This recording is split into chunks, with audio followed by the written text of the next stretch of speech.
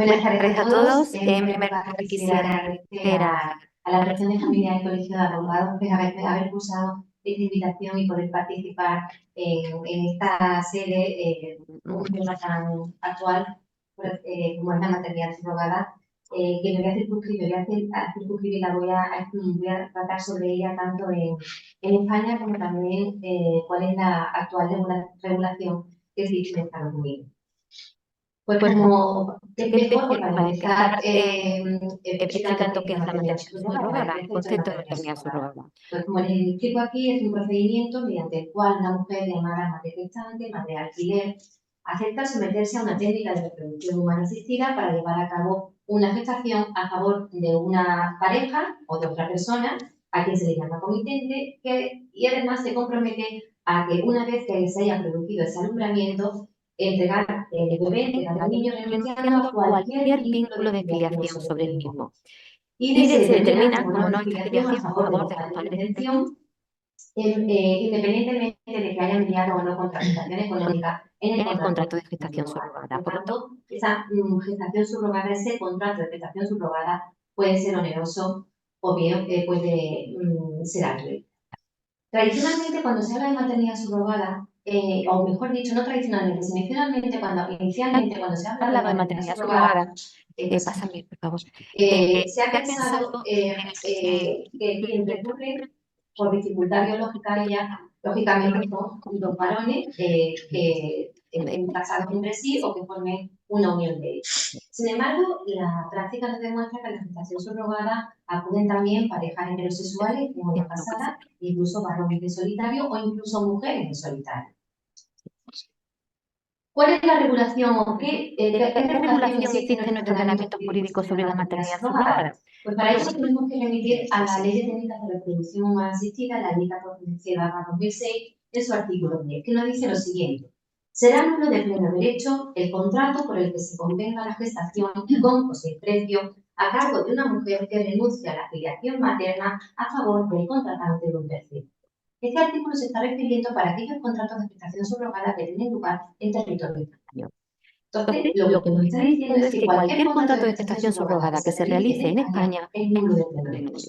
¿La consecuencia de la nulidad cuál es? 1303, restitución recíproca de las prestaciones. Aquí, por el objeto del contrato, es que no nos lo podemos plantear. Entonces, la propia Ley de Técnicas de Reproducción Humana Asistida nos dice, en el caso hipotético de que eso ocurriese, qué es lo que hay que hacer con el bebé y con las obligaciones de los sujetos que han intervenido en este contrato de gestación subrogada. y nos dice lo siguiente, el mismo artículo, el artículo 10 en su apartado 2 y en su apartado 3. Dice, en su apartado 2 nos dice que la filiación de los nacidos por gestación por sustitución se determinará por el parto. Es decir, aquí este precepto responde al aforismo de madre cerca se enteré, es decir, que es madre la mujer que da a luz, ¿no? Respecto a la madre, respecto al padre, el apartado tercero nos dice que queda a salvo la posible acción de reclamación de la paternidad respecto del padre biológico conforme a las reglas generales. ¿Esto qué es lo que nos está indicando? Lo que nos dice es que en el caso de que el varón comitente haya aportado un material genético, se podrá determinar la filiación a su favor mediante el ejercicio de una acción de reclamación de la paternidad. Entonces, en el caso de que se llevase a cabo un contrato de gestación subrogada en España, que como digo, está prohibido por la ley, la madre comitente, la madre legal será la mujer gestante, la madre gestante, y el padre será la filiación paterna, se estará determinada por el varón que ha aportado el material genético, si es que es conocido y no por ser anónimo. Eso es la situación en España. ¿Cuál es la tipología de los tipos de gestación que se reconocen actualmente respecto a lo que es la gestación subrogada? ¿Cuáles son esta tipología de gestación subrogada? Pues se puede distinguir entre lo que es la llamada gestación subrogada tradicional y la gestación subrogada gestacional. La tradicional se caracteriza... Sí, pero no consigo pasar. Ah, perdón. Sí. Disculpadme. ¿Verdad que? La gestación subrogada tradicional se caracteriza porque se caracteriza porque la madre gestante aporta su útero y sus óvulos Entonces, el material genético masculino podrá prevenir o bien del padre comitente o bien de un donante anónimo. Respecto a la gestacional, la mujer gestante únicamente aporta su útero. El material genético, tanto el masculino como el femenino, puede venir o puede provenir de los propios padres comitentes o bien de donantes anónimos. Respecto a el tipo de fecundación, puede ser homóloga o heteróloga. Homóloga es cuando los componentes genéticos pertenecen a los cónyuges o a su pareja. Y la heteróloga es cuando la madre gestante únicamente aporta su útero, siendo proporcionado el material genético por ella misma o por una donante. Perdón, he dicho únicamente no. Aporta su útero siendo proporcionado entonces el material genético por ella misma o bien por una donante. Y el material genético aportado por el varón podrá prevenir del padre de intención o bien de donante anónimo. ¿Qué es lo que ocurre respecto a la maternidad? Claro, que tenemos que situarnos que si en España está prohibida la gestación subrogada por el artículo 10, entonces lo que ocurre es que los españoles que quieren ser padres, que tienen esa voluntad de ser padres y que no lo pueden conseguir en España por esa prohibición que establece el artículo 10, pues acuden a países donde está regulada, donde sí se permite, para ser padres y culminar esos deseos de paternidad y esos deseos de generación que tienen. ¿Qué es lo que ocurre? Que van a ser padres de esos niños que nacen a través de la gestación subrogada en el país donde nacen los niños. El problema se plantea cuando estos padres comitentes quieren traer a sus hijos a España, porque son padres legales en el país en el que nacen. Pero, ¿qué ocurre cuando esos niños quieren venir a España y quieren constituir la familia y vivir en España? Por eso les digo aquí que la determinación de la afiliación del nacido a favor de los padres intencionales tendrá efectos territoriales, es decir, en el país donde se llevó a cabo la gestación. Ahí no va a haber problema.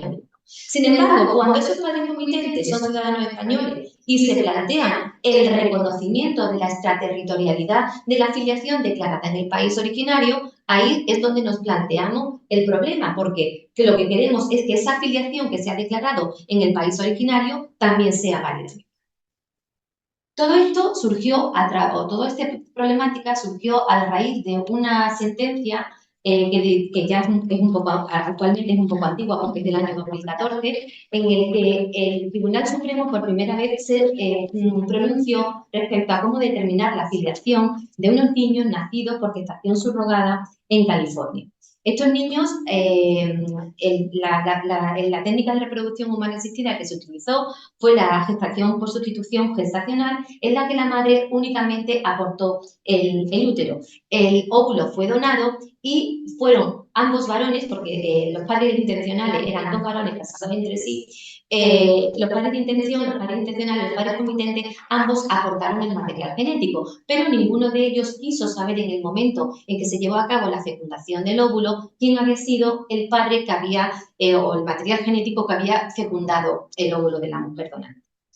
Entonces, cuando nacen estos niños, estos niños se declara que son hijos de estos españoles en Estados Unidos, pero ellos, los padres de intención, intentan la inscripción en el consulado civil de España en Buenos Aires. Y para ello adjuntan un certificado literal de nacimiento de los menores expedidos por el Estado de California, certificados literales de nacimiento de los comitentes, pasaporte de ambos y el libro de familia porque este matrimonio o porque esta pareja se había casado ya en el año 2005.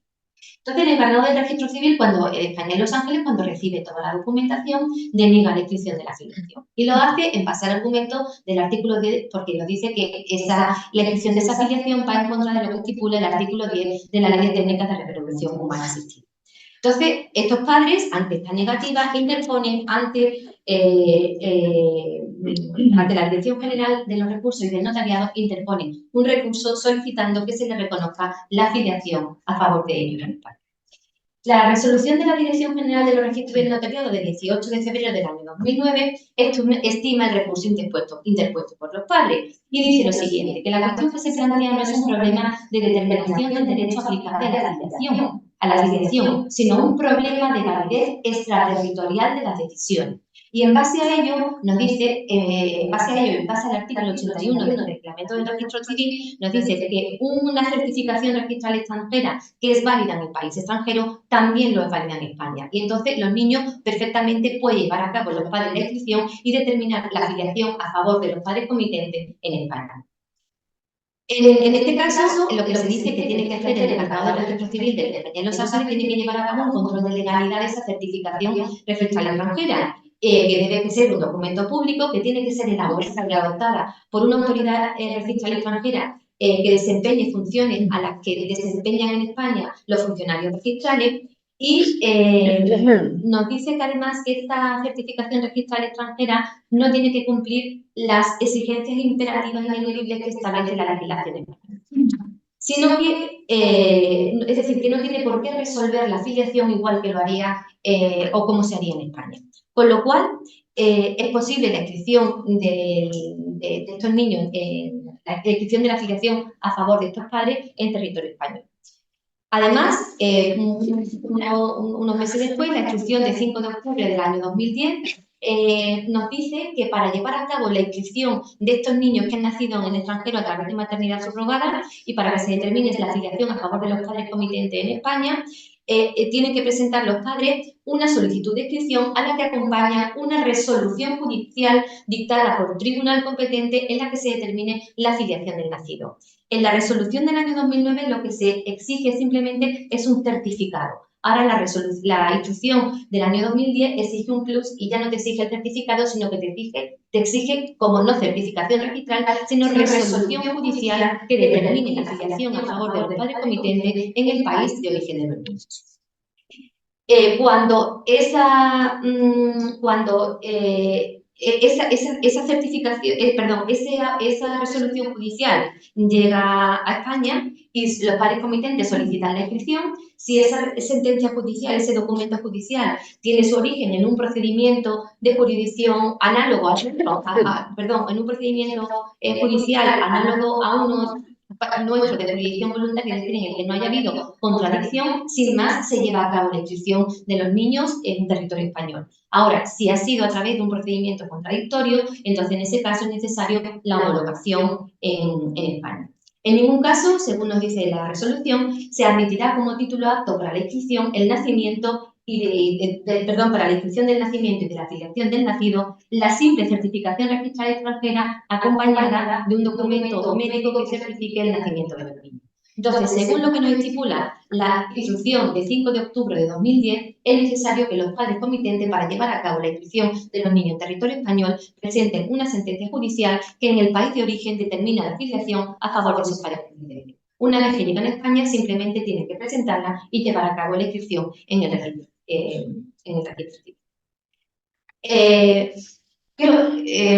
No obstante, pese a todas estas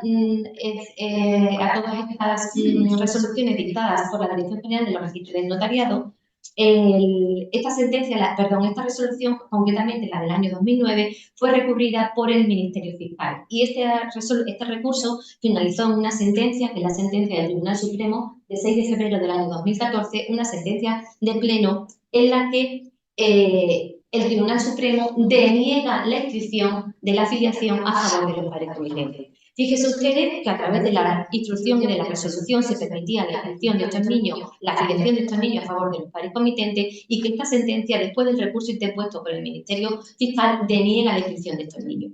¿Cuáles son las razones que alega el Tribunal Supremo en este momento? Pues alega el artículo 10 de la Ley de Técnicas de Reproducción Asistida, la ilegalidad del hecho inscrito no respeta los límites del orden público español, la vulneración de la dignidad de la madre gestante y del niño, porque se lleva a cabo una mercantilización de la gestación y de la filiación y una cosificación de la mujer y del niño, la inexistencia de discriminación por razón de sexo, el interés superior del menor, la vulneración de la identidad del menor y además nos dice que no va en contra del artículo 8 del Convenio Europeo de Derechos Humanos que respecto a la protección del derecho a la vida y el derecho a la intimidad.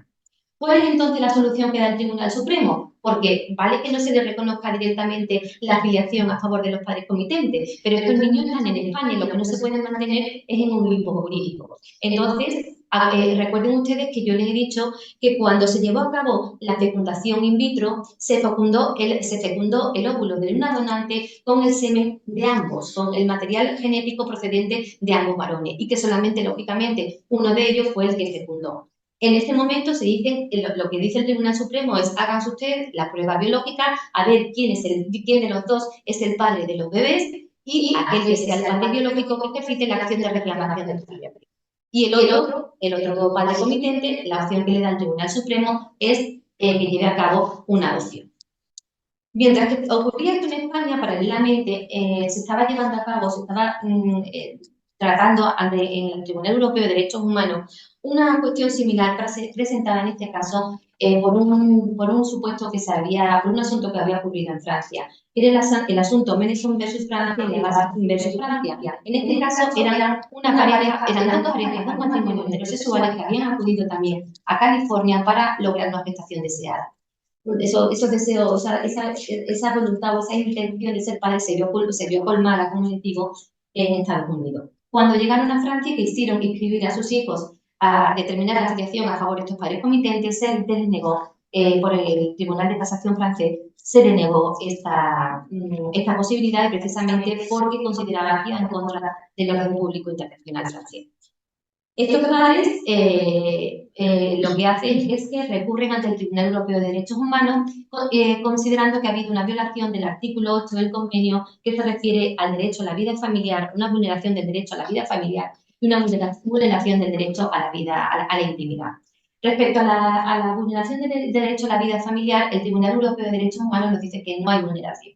Y no hay vulneración del derecho a la vida familiar porque estos niños están viviendo en Francia y tienen una relación afectiva y los padres, y los que son sus padres, a menos de intención, tienen una relación con estos niños afectiva, económica, pues perfectamente acorde como lo tendría cualquier otro ciudadano francés. Entonces consideran que el derecho a la vida familiar no se ha vulnerado. Sin embargo, sí se considera que se ha vulnerado el derecho a la vida privada de los menores, porque dentro del derecho a la vida privada de los menores se incluye la identidad y dentro de la identidad se incluye la filiación. Cuestiones tales como la herencia o cuestiones como, por ejemplo, la nacionalidad de estos niños, pues va a quedar en el aire si no se determina la filiación a favor de los padres comitentes. Entonces, el Tribunal Europeo de Derechos Humanos le dice al Estado francés que debe reconocer la filiación de estos menores a favor de los padres comitentes en territorio francés.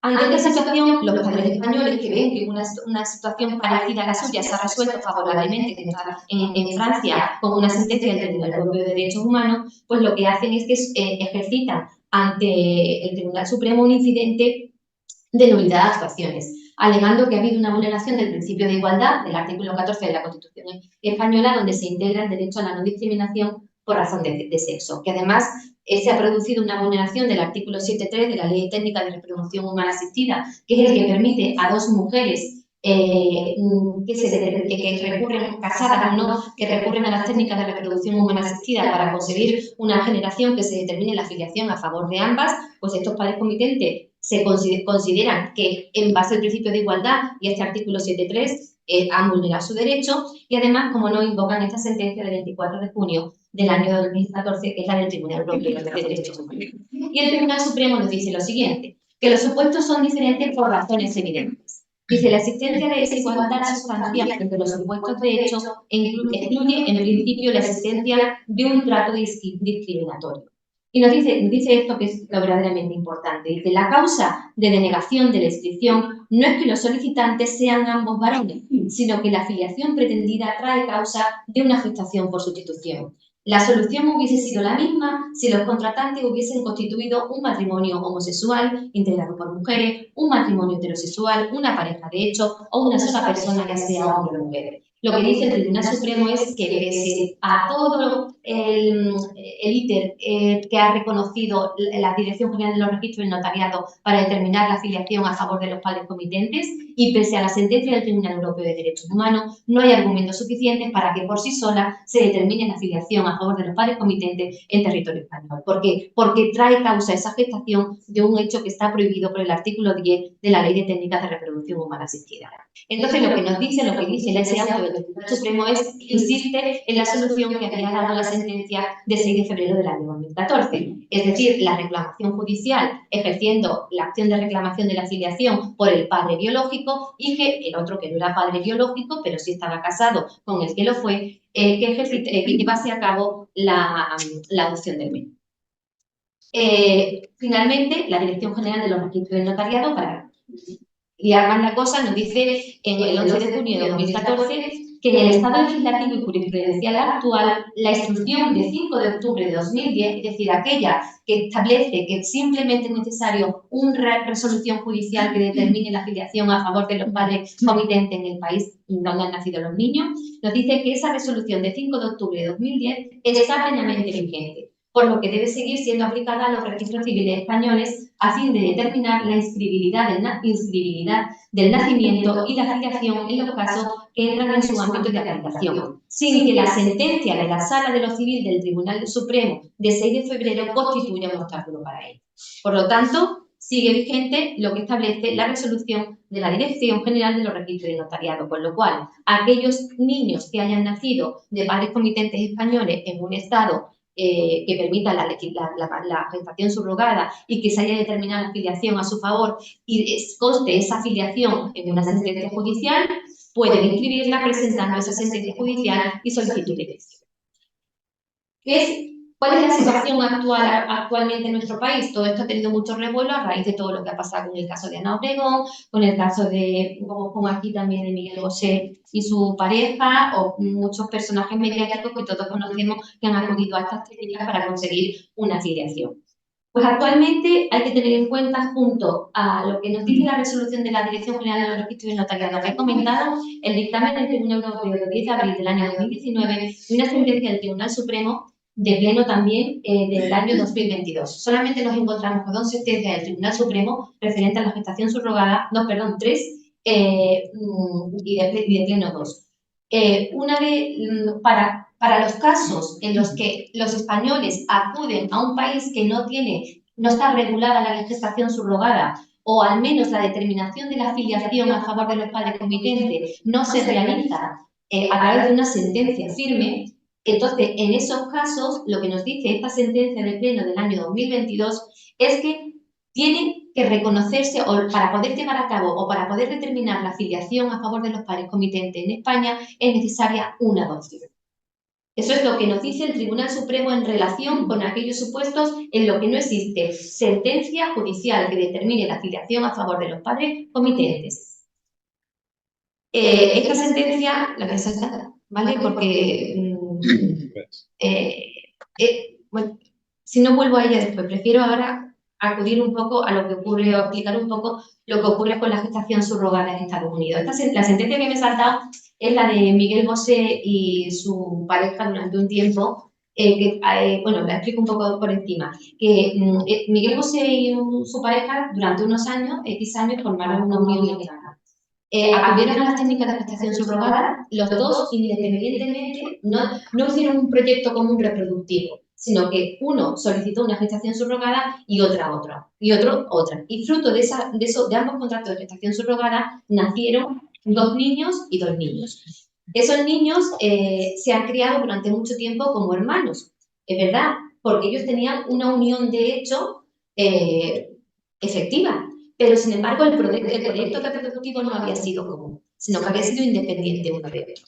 Durante la vigencia de la unión no se llevó a cabo tampoco la adopción de los hijos de uno y otro y viceversa. Es decir, que los niños estuvieron viviendo como tal, como si fuesen hermanos, pero en realidad esos niños eran hijos de padres distintos y legalmente eran tenían un padre legal, pero no tenían 2. Cuando la pareja se rompe, entonces uno de los miembros de la pareja, en concreto Nacho Palau, solicita a través del ejercicio del artículo 131 del Código Civil que se le reconozca la filiación a su favor de estos 2 niños, de los hijos, no de los suyos, que ya los tenía lógicamente reconocidos, sino los hijos de su pareja, que se reconozca la filiación a su favor a través de lo que es el ejercicio de la acción de posesión de Estado, alegando para ello que había vivido durante X tiempo con esos niños como si verdaderamente hubiese sido su padre.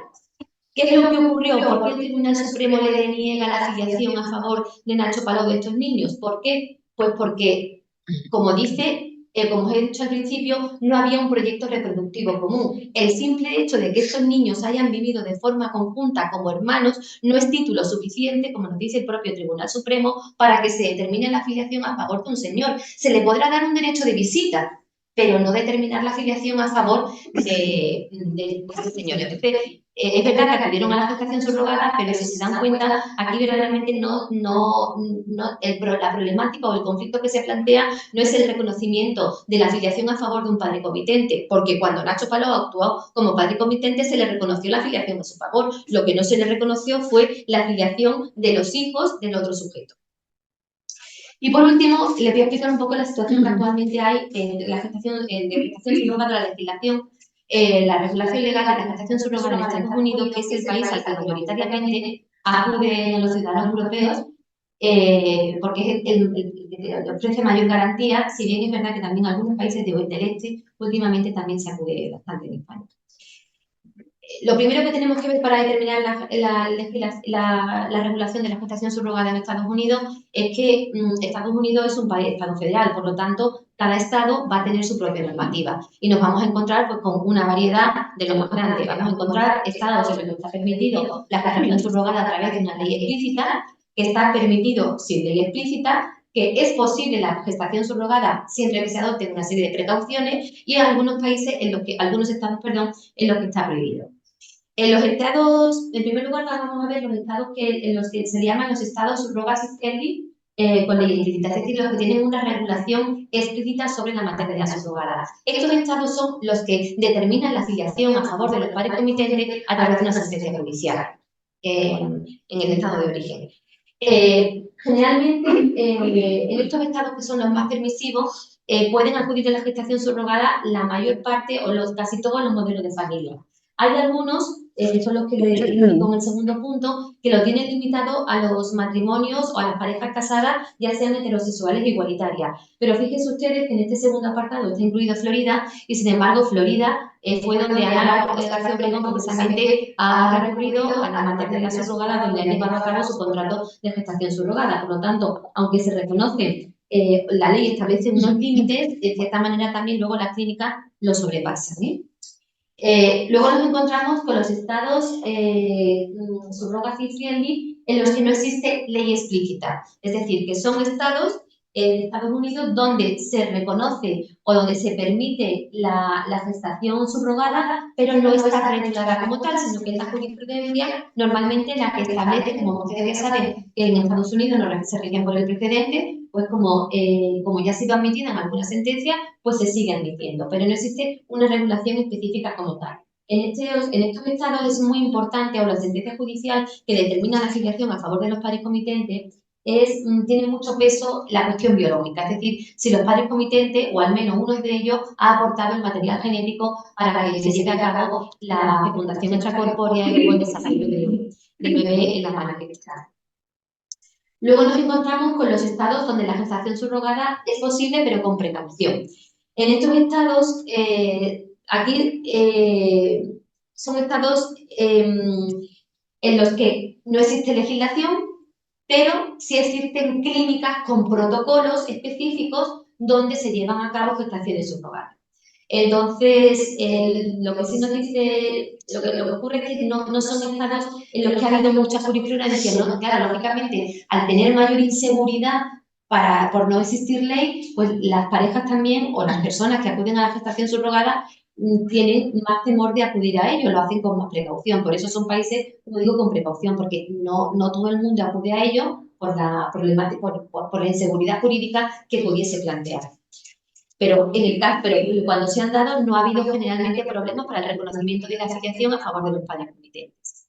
Y por último, nos encontramos con aquellos estados donde se penaliza la gestación subrogada, que son Michigan, Nueva York y Nueva Jersey. En estos casos, en estos supuestos, la gestación subrogada, aquella que es sobre todo comercial, puede llegar a constituir un delito penal. Y los padres, tanto los padres comitentes como los sujetos que intervienen en los contratos de gestación como intermediarios, pues pueden tener una sanción económica e incluso pena de cárcel. Aquí les comento que en el caso de los padres se puede imponer hasta una multa de $10.000 y en el caso de los sujetos intervinientes o de intermediarios, pues también tienen que pagar o tienen una sanción económica importante, incluso también inhabilitación para el ejercicio de su función. Lo importante, ¿cómo se determina la afiliación en Estados Unidos? Vamos a ver, todos los niños que nacen en Estados Unidos, pues nacen en Estados Unidos, tienen nacionalidad estadounidense. Claro, cuando son españoles los padres comitentes, también lo que interesa es que luego se les reconozca la filiación en España y también la nacionalidad española. Entonces, cuando la pareja viaja o cuando la persona viaja a Estados Unidos para llevar a cabo un contrato de gestación subrogada, tiene que tener muy claro si se va a determinar o no la filiación a su favor con facilidad. Entonces, en Estados Unidos existen dos mecanismos que son la pre-birth order y la post-birth order. Que lo que buscan, esta es la sentencia judicial que viene antes del alumbramiento o después del alumbramiento, determina la filiación a favor de los padres comitentes. Y además implica también esa propia sentencia, también tiene que venir explícitamente reconocido que la madre gestante renuncia a cualquier derecho de filiación sobre el niño en que nace. Lo único que ocurre es que en algunos casos la determinación de la filiación puede realizarse o se determinará a favor de los padres comitentes, incluso antes del alumbramiento, antes de que nazca el bebé, y en otros casos con posterioridad. En los casos en los que se produce con anterioridad, lógicamente, aunque esté reconocida, no va a tener efecto hasta que se verifica el parto y nace el niño en condiciones de viabilidad. Y con esto ya he terminado yo. Muchísimas gracias por su atención y nada.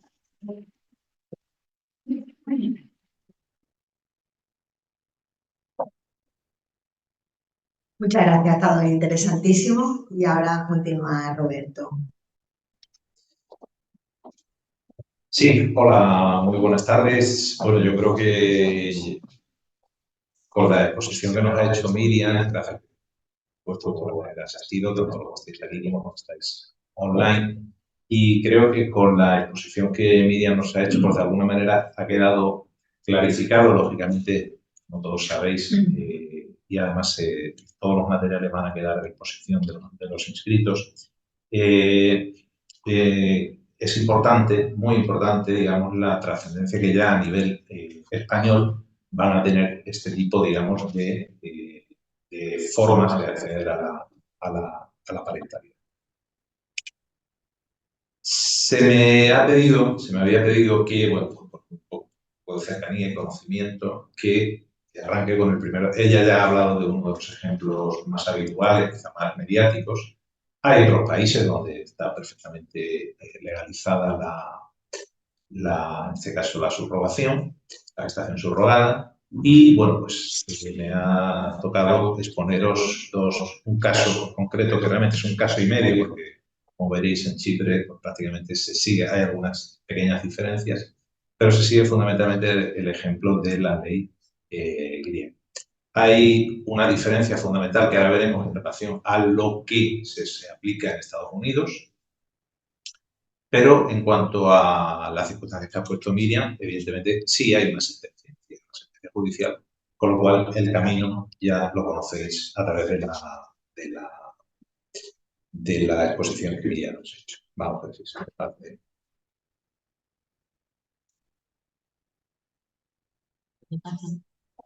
No. Bien, vamos a empezar con el supuesto de la gestación subrogada en Grecia, que nos va a servir como paradigma, que dirían en griego, de la gestación subrogada en el país, que es perfectamente legal aquí. Lo primero que tenemos que tener presente es, como en casi todo lo que tiene que ver con una cuestión jurídica, es el marco legal. ¿Cuál es el marco legal en Grecia? Pues la gestación subrogada se encuentra regulada en diversas normas, entre las cuales está fundamentalmente la Ley 3089 de 2002, que como pongo yo ahí es de asistencia médica en la reproducción humana, que modifica los artículos 1458 a 1464 del Código Civil griego. Que bueno, para los que leáis griego, pues ya sabéis que pone ásticos códicas, que es Código Civil. Igualmente la Ley 3305-2005, que se modificó recientemente por una ley del año 2023, de la 5057, y luego hay una ley de 2014 que regula algunas cuestiones que igualmente son de ley.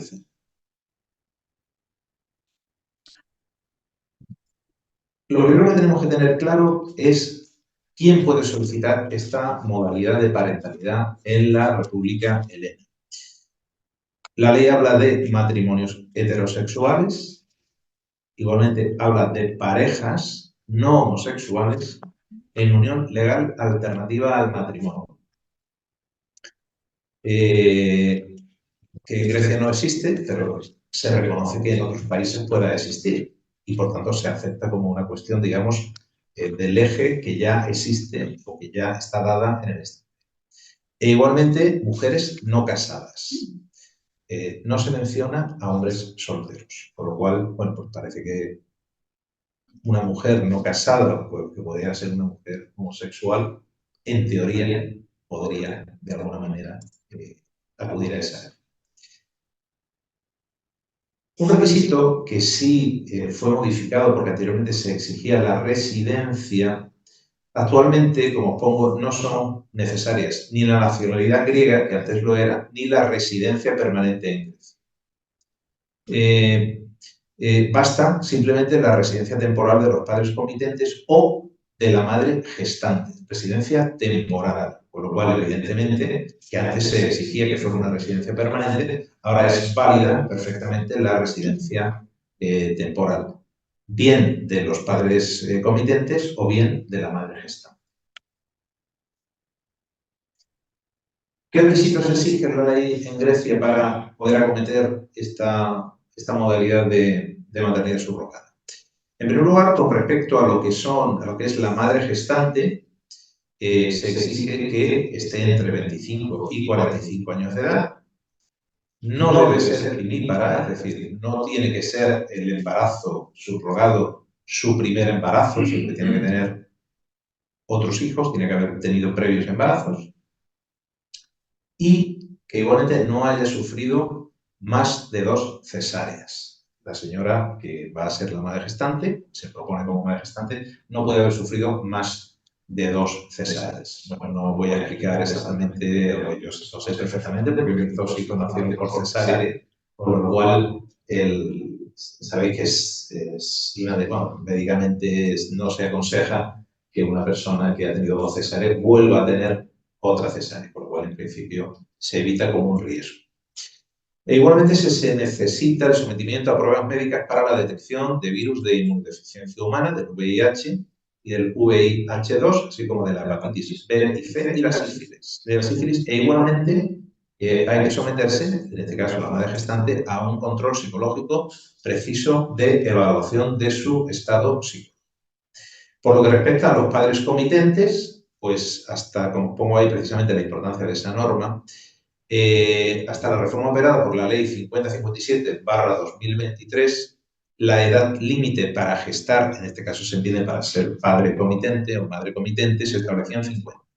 Pero esta norma, esta reforma, ha permitido que se eleve el rango desde los 50 años y un día a 58 años con autorización judicial. Ahora veremos en el procedimiento que toda esta operación está sometida a un estricto control judicial.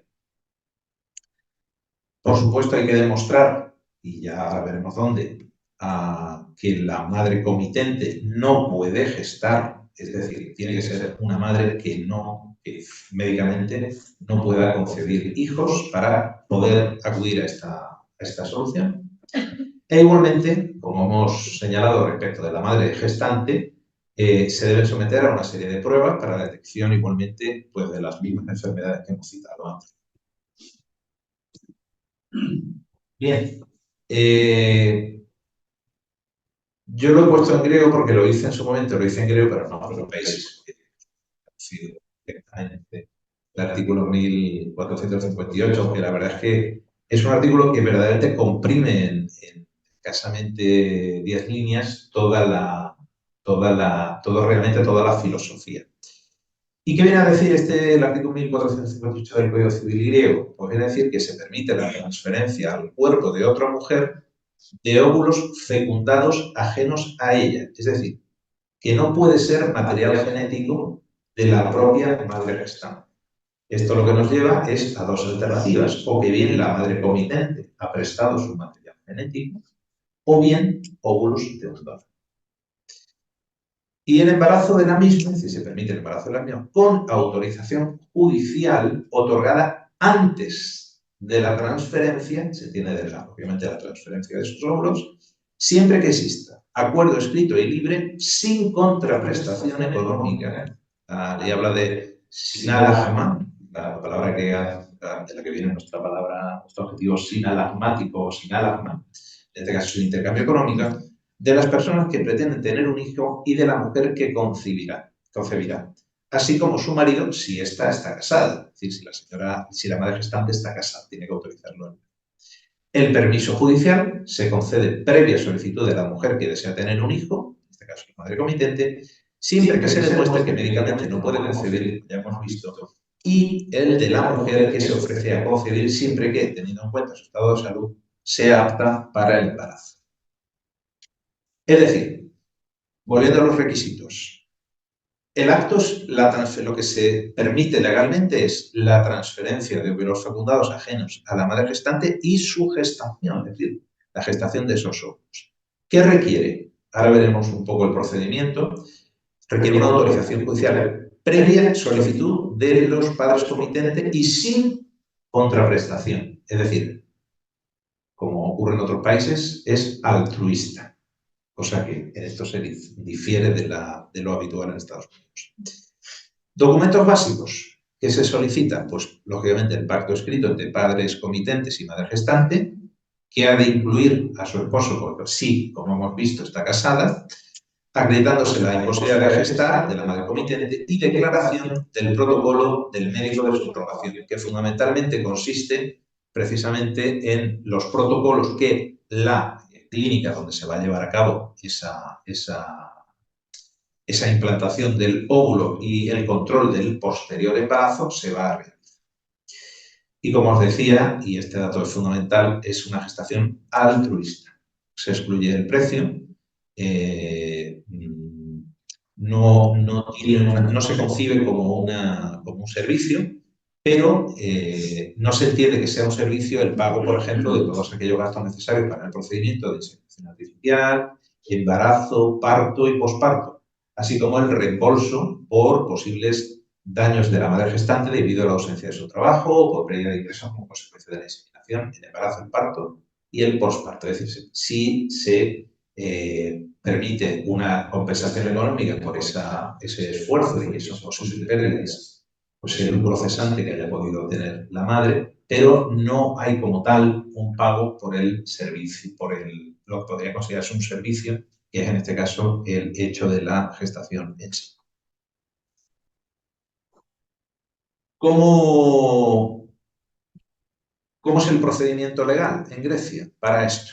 Pues lo primero, yo lo he tratado de reducir un poco a nuestro lenguaje habitual. Primero, la competencia objetiva. La competencia objetiva corresponde a lo que sería el juzgado de primera instancia. En griego no tiene un nombre concreto, sino que se determina en función del número de miembros que tiene el tribunal.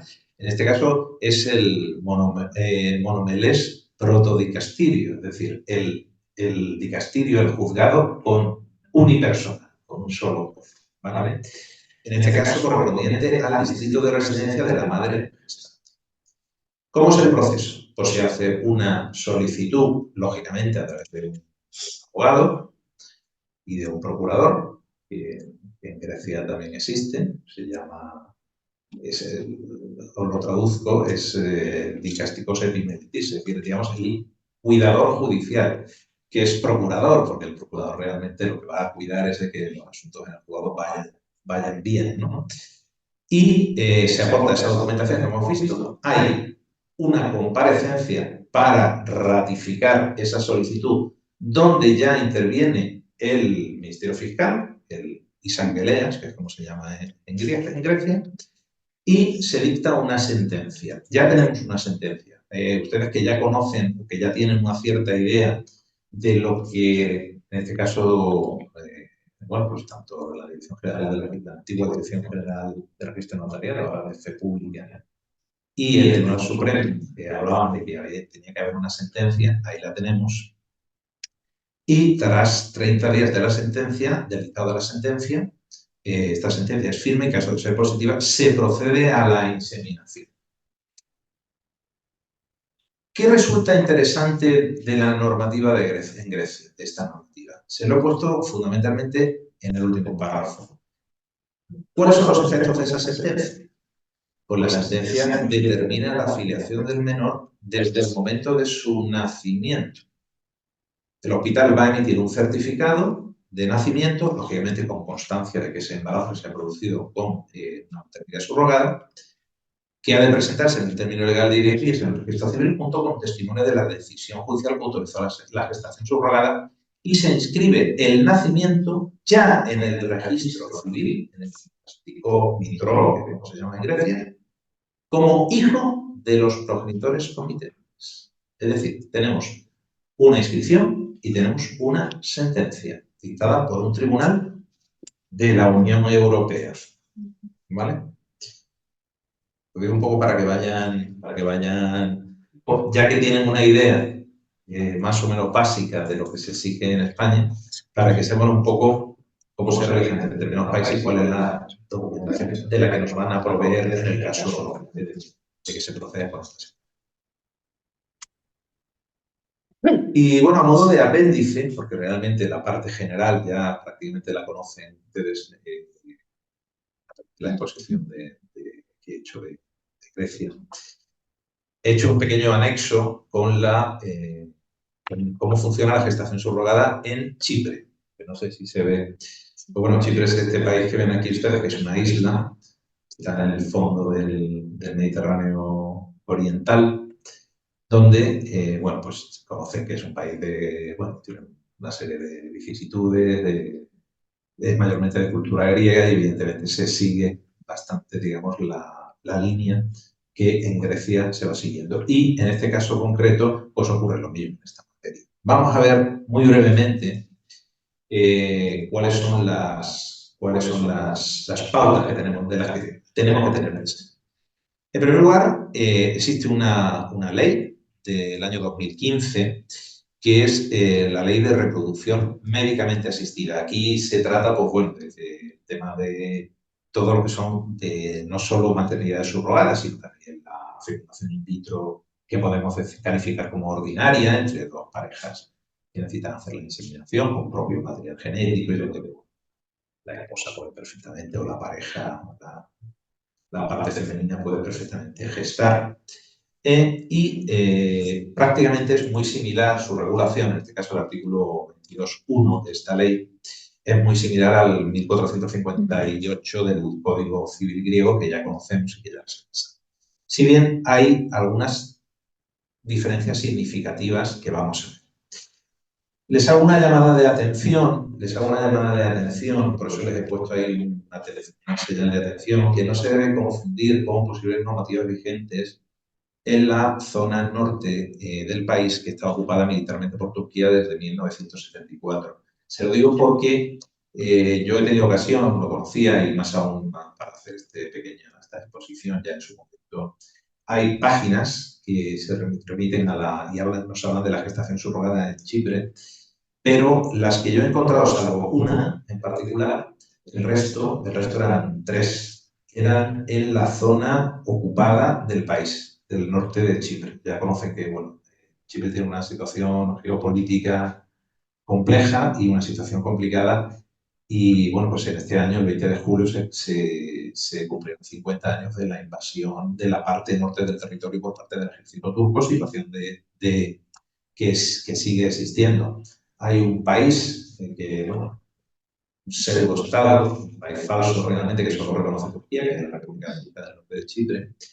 Y el problema es que no está reconocida por ningún país, salvo Turquía. Cualquier operación, incluida la compra de terrenos, puede dar lugar a graves problemas de orden legal, fundamentalmente por falta de reconocimiento. Porque evidentemente una resolución judicial, entre comillas, dictada en ese territorio, te queda la seguridad de que no va a tener ninguna eficacia en España bajo ninguno de los conceptos, porque no se reconoce como Estado por parte de España. Bueno, realmente por parte de ningún país de las Naciones Unidas. ¿Cuáles son las diferencias con respecto a los puntos, digamos, que tenemos que tener en cuenta? La primera es que no existe diferencias en cuanto a la orientación de los candidatos a la parentalidad, por lo que la ley no excluye que personas homosexuales, pero sí alude a parejas. Es decir, esto es un tema que está un poco en una nebulosa. La ley no excluye a parejas homosexuales, por lo cual ya tenemos una diferencia respecto de la normativa griega. Se requiere, hay un previo requisito que es la aprobación por un organismo no judicial, más bien de carácter administrativo, que es el Consejo de Reproducción Médicamente Asistida, que ha de analizar las circunstancias médicas de los candidatos. Esto es un organismo de carácter médico, y emitir su aprobación de la gestación subrogada previamente a la solicitud de decreto de la gestación subrogada que ha de dictar la autoridad judicial. En este caso, la ley no establece edades concretas. La ley chipriota es un poco menos definida y lo que hace es que, digamos, este problema lo traslada al Consejo Médico, a este Consejo de Reproducción Médicamente Asistida, que de alguna manera es el que va a determinar si efectivamente las edades son adecuadas para la gestación. Tanto la mujer que desea tener un hijo como la madre gestante, que es la madre, en este caso la madre subrogada, han de tener su residencia permanente o su residencia legal habitual en la República de Chipre. En caso de imposibilidad para hallar una madre subrogada, el Consejo puede permitir que resida en el extranjero, pero ha de residir en Chipre, la madre, en este caso la madre gestante, desde al menos la semana 28 de embarazo. Esto, evidentemente, como ustedes ya pueden entender, constituye un obstáculo, digamos, complejo de resolver para una persona o para una pareja, lógicamente, que tenga la posibilidad de permanecer allí por lo menos 9 meses, ¿no? Entonces, es bastante complejo y este quizás es uno de los hándicaps que presenta la normativa chipriota con respecto a la normativa griega, que esa cuestión, como ya hemos visto, de alguna manera ya la han resuelto. Lo cual, bueno, pues podrá ser una cuestión de tiempo que se acabe resolviendo también en Chipre. Y finalmente, hay otra cuestión, que es que la madre gestante dispone del plazo de 6 meses desde el parto para recurrir la maternidad, pero la misma solo puede reclamar su maternidad en el supuesto de que el hijo descendiera biológicamente de ella. Es decir, yo pongo aquí, lo cual resulta difícil si el material genético no puede ser en principio de ella. Es decir, que tendríamos que ser una situación donde de alguna manera se ha producido un fraude, se ha utilizado material genético de la madre gestante y, en ese caso, la madre gestante sí podría reclamar, en el plazo de 6 meses desde el nacimiento, sí podría reclamar que la paternidad, en este caso la filiación del menor. Que en otro caso, en circunstancias normales y que no ocurría esta situación, que bueno, parece un poco extraña que se dé, si se cumple lógicamente previamente todo, pues nos encontraremos igualmente con una sentencia y con una inscripción al modo que se hace en Grecia, es exactamente igual, conforme a la cual tendríamos un menor de padres en este caso comitentes, que tendrían su sentencia y tendrían su inscripción en el registro civil, en este caso de Chipre, que igualmente es un Estado miembro de la Unión. Y nada más. Una pregunta. En Grecia y en Chipre no dice nada la ley, creo entender, de que deba o no existir vínculo entre las madres. La gestante y la comitente, puede haber vínculo entre ellas, quiero decir, hermana que preste el vientre a otra hermana para tener hijos, primos o similares. Según la normativa, evidentemente no se excluye, o sea, esa circunstancia no se excluye. Yo he tenido esto, que yo os he hecho un resumen lo más sencillo posible.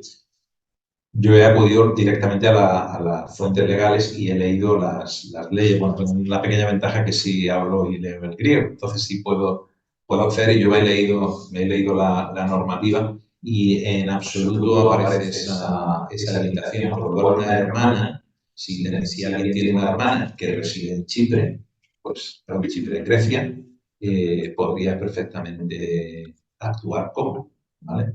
Podría ser. Sí, bueno, sería la tía, ¿no? En definitiva, ¿no? Sí. Buenas tardes. Cuando hablo de Grecia, ha dicho que los padres comitentes tenían que tener un tiempo de residencia legal. Temporal. Sí, temporal. Ya le dimos a la víctima del caso. Bueno, espera un segundito, pero basta la residencia temporal. Yo creo que la residencia temporal puede ser perfectamente eso, que sobrepase los 90 días. Previo a iniciar el procedimiento. Durante el proceso, yo creo. Es decir, durante el proceso, cuando yo me refiero al proceso, me refiero al dictado de la resolución. Porque luego durante el embarazo no hay ninguna necesidad que estén allí. Así lo entiendo yo leyendo la normativa. También, lógicamente, es un hándicap. Ahora, pero también te voy a decir una cosa, basta la residencia temporal de los padres comitentes, esto es importante, porque la norma que yo cito aquí, la 4272, lo que hizo fue cambiar una letra. Y cambió una I por una O. ¿Vale? Cambió un qué por una I, que es O en griego. Que es I, y una O, y una I, que es O. Y ahí lo he puesto, te puedo meter O de la madre gestante. Luego, en el supuesto que estábamos comentando, pues los padres comitentes en principio no tendrían obligación de estar allí residiendo, pero sí, pero las madres gestantes. ¿Vale? ¿Te ha quedado claro? Más preguntas. ¿Alguna pregunta más? No sé si... Lo que la pregunta es mejor para el final. Sí, no, pero estaba viendo...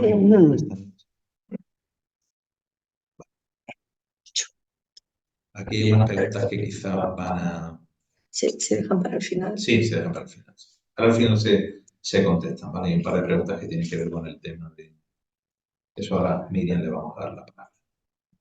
Vale, pues muchas gracias, Roberto. Muy interesante el tema de estos dos casos legales de gestación subrogada dentro de la Unión Europea. No sé si son los únicos países, con Portugal, probablemente, donde esté regulado. Francia, creo. En Francia también. Vale, y ahora pasamos a la ponencia de Ana. Sí, en principio se me vaya a permitir un minuto que pueda organizar esto, como me ha dicho Adrián. Bueno, pues yo voy a comenzar uno de los países pobres de la gestación subrogada. Mis compañeros han dado los dos grandes países, Miriam ha dado Estados Unidos y Roberto Grecia.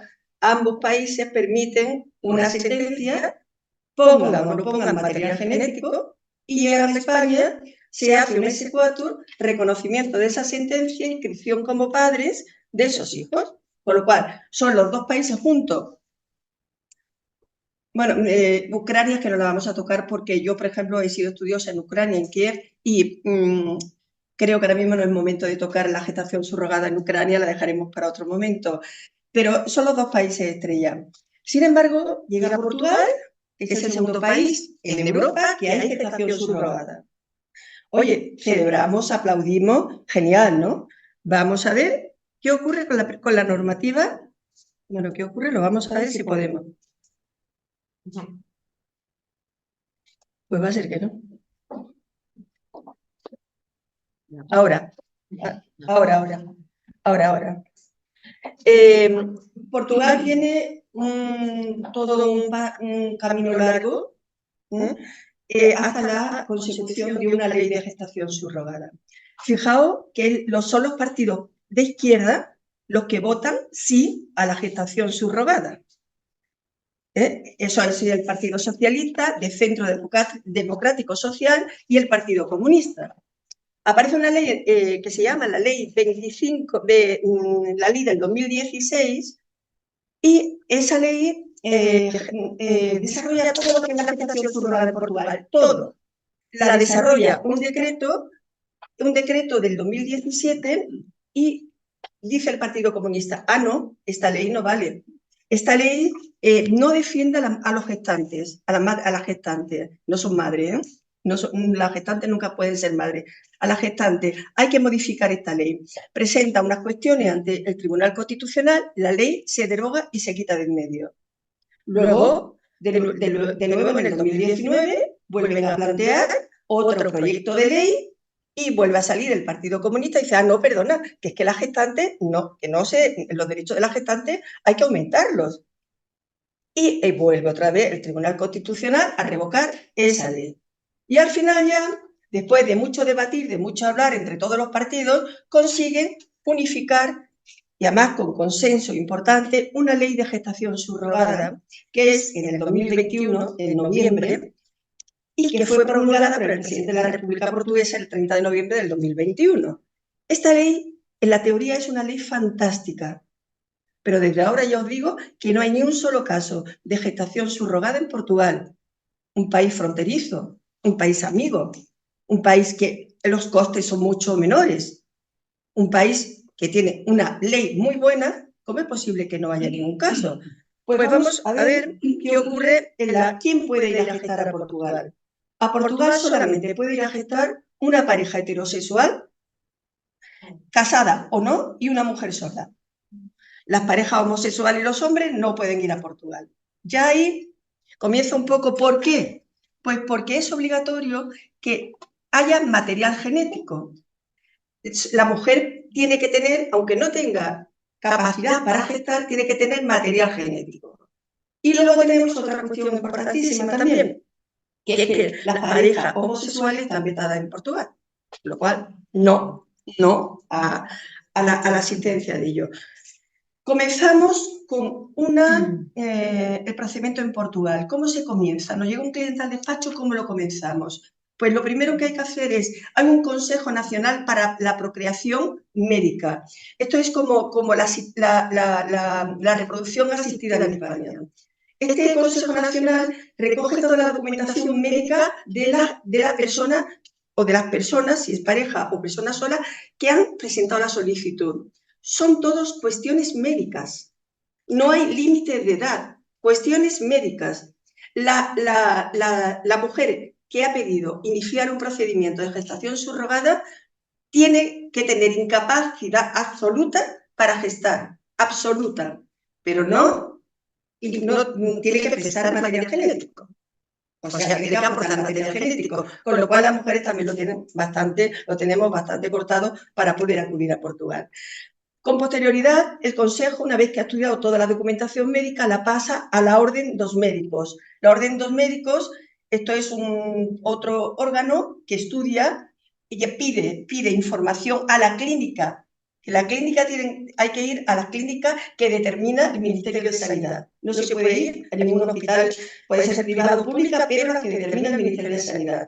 Pide un estudio de esa clínica y pide un estudio a la Orden dos Médicos y se emite un dictamen favorable o no favorable. Si es favorable, se continúa el procedimiento de gestación. Lo primero que hay que hacer en Portugal es reunirnos, los abogados, con la gestante y elaborar un convenio. ¿Ese convenio qué tiene? Pues tenemos que ser súper especialistas en la materia. Que yo quería decir al principio que yo no soy especialista en la materia, soy estudiosa en la materia, pero yo entiendo que el que lleve personas o asesore a personas para gestar, para iniciar un procedimiento de gestación subrogada, tiene que ser muy especialista en la materia, elija el estado que elija. En este caso, se firma el convenio donde se establecen todos los derechos y obligaciones de la gestante y de los padres de intención. Si la gestante, en Portugal el aborto es libre, no hay responsabilidad penal. Si la gestante decide abortar, pues nos quedamos sin niños. Pero ¿qué ocurre? Que si en el convenio hemos contemplado una sanción económica, pues tendrá que abonar esa sanción económica. La amniocentesis tampoco es obligatoria. Si ella decide no hacérsela, pero si contemplamos que si no se la hace, o contemplamos la obligatoriedad de hacérsela, pero si no se la hace, abona una sanción económica, tenemos una solución mayor. Es decir, que el convenio es fundamental. Una vez que tengamos el convenio, ¿qué hacemos? Iniciamos los trámites de procreación en las clínicas solo que te dice el Ministerio de Sanidad. No podemos acudir a otro sitio. Mientras que, por ejemplo, el libre en Estados Unidos, el libre en Grecia, el libre en Ucrania, en Portugal nos indica tenéis que ir ahí, donde ellos digan. Una vez que termina el periodo de procreación, comienza el periodo clínico de gestación, comienza, a ver si me encuentro otra vez. comienza la fase de inscripción. Mirad lo que hace Portugal. Portugal no tiene juicios. Portugal no emite un certificado de nacimiento. Portugal lo que hace es coge a los padres de intención, se los lleva al registro civil y emite una certificación registral de que ellos son los padres, figuran como padres biológicos del menor. No se hace mención a la gestante y no se hace mención tampoco al procedimiento de gestación. Con ese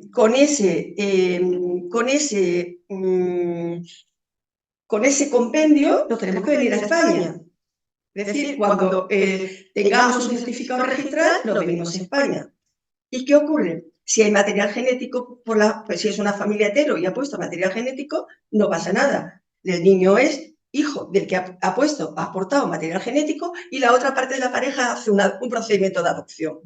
Si es una mujer sola y ha aportado material genético, es la madre de ese bebé, no hay ningún problema. Por tanto, Portugal tiene ventajas e inconvenientes.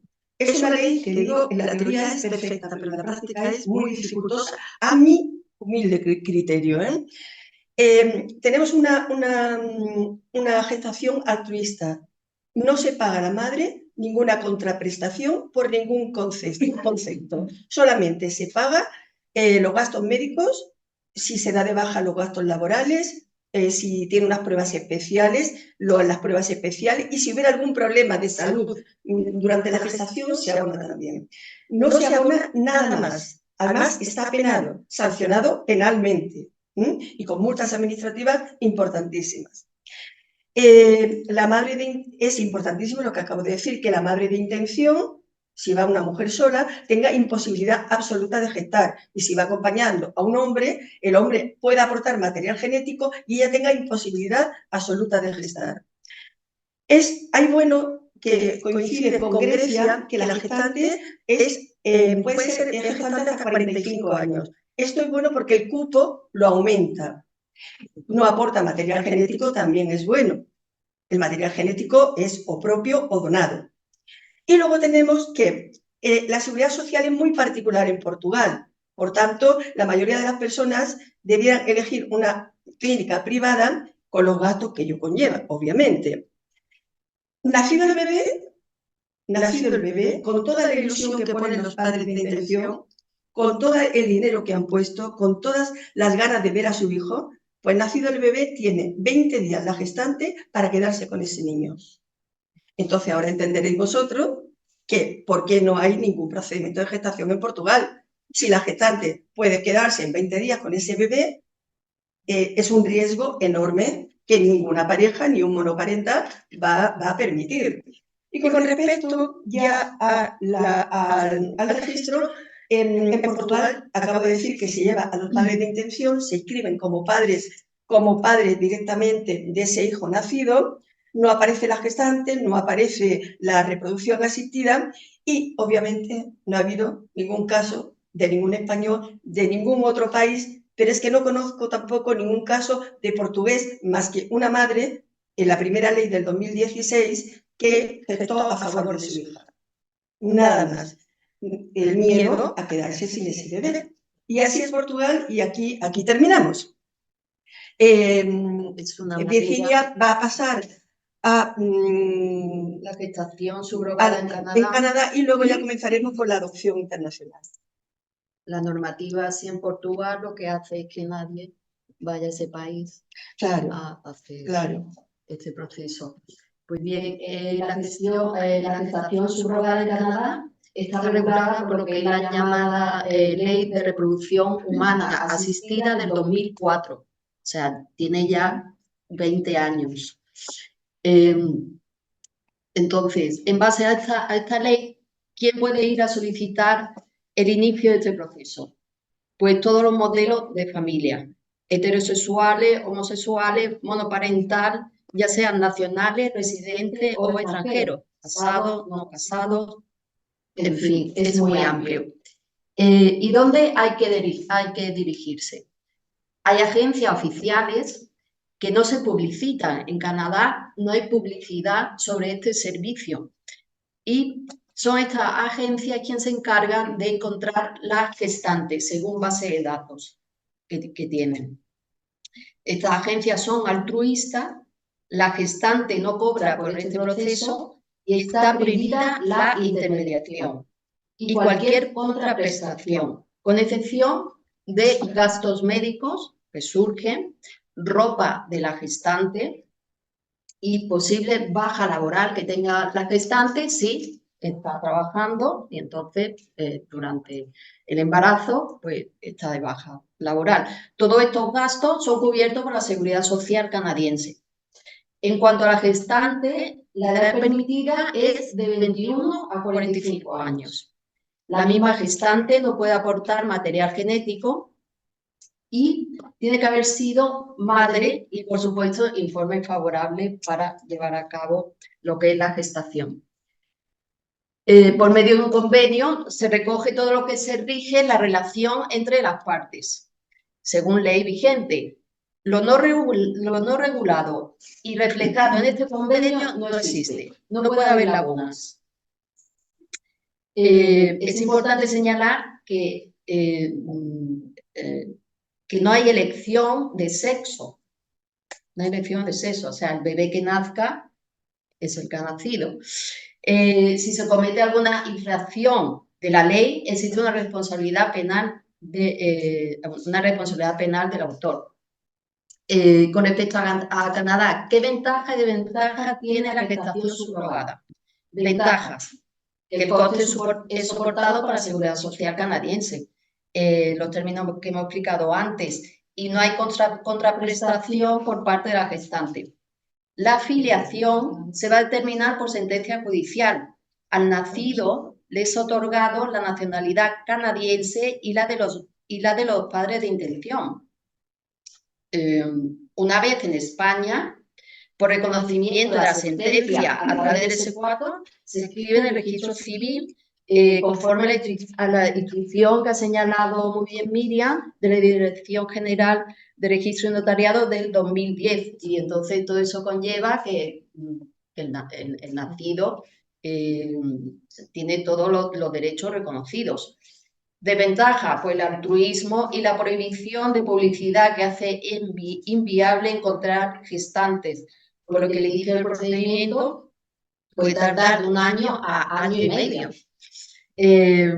No es un destino muy común, pese a las facilidades que ofrece. Y nada más. Muy bien, pues nosotros seguimos ahora con la adopción internacional. Es una medida excepcional. Lo normal es la adopción nacional en nuestro país. Es una medida excepcional de protección de un menor que se encuentra tutelado en un estado, pero ese estado no puede en principio ni cuidarlo o no ser cuidado en ese estado ni siquiera por su familia de origen biológica. Aquí tengo a mi salvadora. Gracias. Ni siquiera por su familia biológica. Entonces, es un menor que el Estado lo pone a disposición de otros estados, eso se llama situación de adoptabilidad, para que pueda ser adoptado por otros padres adoptantes de otros países. El menor debe cumplir los siguientes requisitos. La declaración de adoptabilidad, es decir, el abandono, declaración de abandono y declaración por el Estado de que no se quedará en el Estado, que podrás pasar a ser adoptado por otra familia de otros estados. Tiene que tener además también, esto me he perdido aquí, tiene que ser además, para tener esa situación de adoptabilidad, nacional o residente del país de origen extranjero. Y lo mejor es que ese menor, cuando llega a España, adquiere inmediatamente la nacionalidad. Esto, no sé si recordáis el artículo 18 de la ley el artículo 19 de la ley 18 del 90, de reforma del Código Civil en materia de nacionalidad, que dice que todos los niños adoptados menores de 18 años en el extranjero adquirirán la nacionalidad española.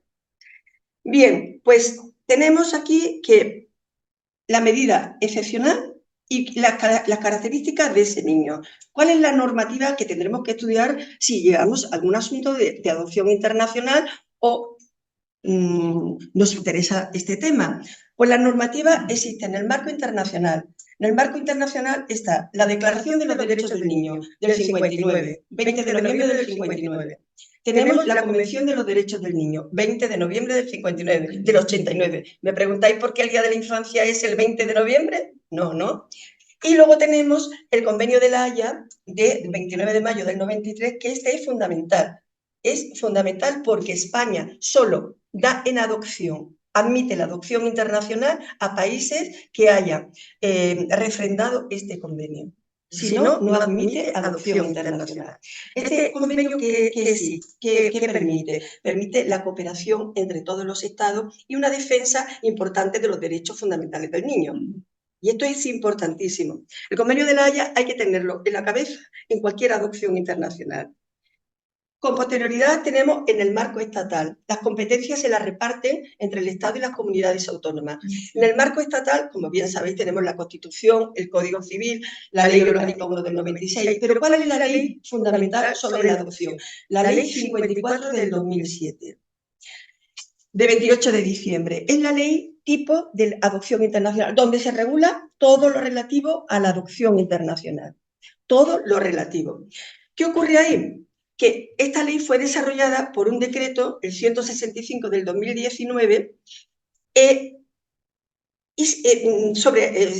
aparece el Reglamento de Adopción Internacional y la Generalitat, los catalanes, entienden que en ese decreto se reconoce que la SECAI, los órganos que deben estar acreditados para realizar la adopción internacional, que luego lo explicaré, hay unos órganos acreditados, es competencia solo de las comunidades, no del Estado, porque la Ley 54 la pone para el Estado y en el decreto también.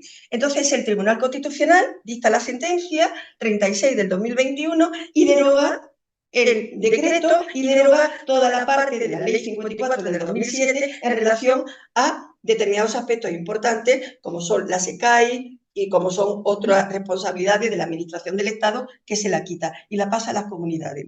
Entonces tenemos, muy reciente, salido del horno casi, el Real Decreto 573 del 2003, del 4 de julio, que es el que desarrolla otra vez de nuevo la Ley 54 y por el que se aprueba el Reglamento de Adopción Internacional. Esta es, sobre todo, la Ley 54, el Real Decreto 165 y el Real Decreto 573 del 2023 son las tres normas que hay que tener en cuenta. Y luego en el marco autonómico, pues fijaos si tenemos normativa. Tenemos el decreto 454 sobre la habilitación de determinadas instituciones para que cuiden el proceso de adopción, tenemos las colaboraciones interfamiliares y demás, tenemos la ley 1 del 98, que es importantísima también, los derechos de atención al menor. Pero ¿cuál es la ley, cuál es la norma fundamental en Andalucía que regula toda la adopción? El decreto 282 del 2002, que se llama de acogimiento familiar y adopción. Esa es la norma a la que nos tenemos que referir de referencia para la adopción. Al margen de otras muchas que se os pasará todo esto. Previo a la adopción, si nos llega a nosotros un cliente, que ya lo avisa la Junta de Andalucía, pero si nos llega a nosotros un cliente, tenemos que hacerle ver que la adopción internacional es mucho más problemática a veces que una adopción nacional. La adopción internacional es una adopción en la que el niño no habla español y los padres solo hablan español o inglés. Si el niño habla es un poquito mayor y habla algo de inglés, perfecto, pero el niño no habla nuestro idioma. Que el niño viene de una situación familiar, una situación de adoptabilidad que ya supone que no tiene padre porque ha muerto, porque se le han quitado la patria potestad o por otras razones más graves. Tenemos además también la historia personal y familiar del menor, abusos, malos tratos, desarraigos. Tenemos un menor que muchos padres dicen cuando adoptan en el extranjero, dicen, oye, pero al principio, dicen, pero parece que no me quiere. Y es que el menor le cuesta tener apegos con adultos, porque todos los adultos le han abandonado.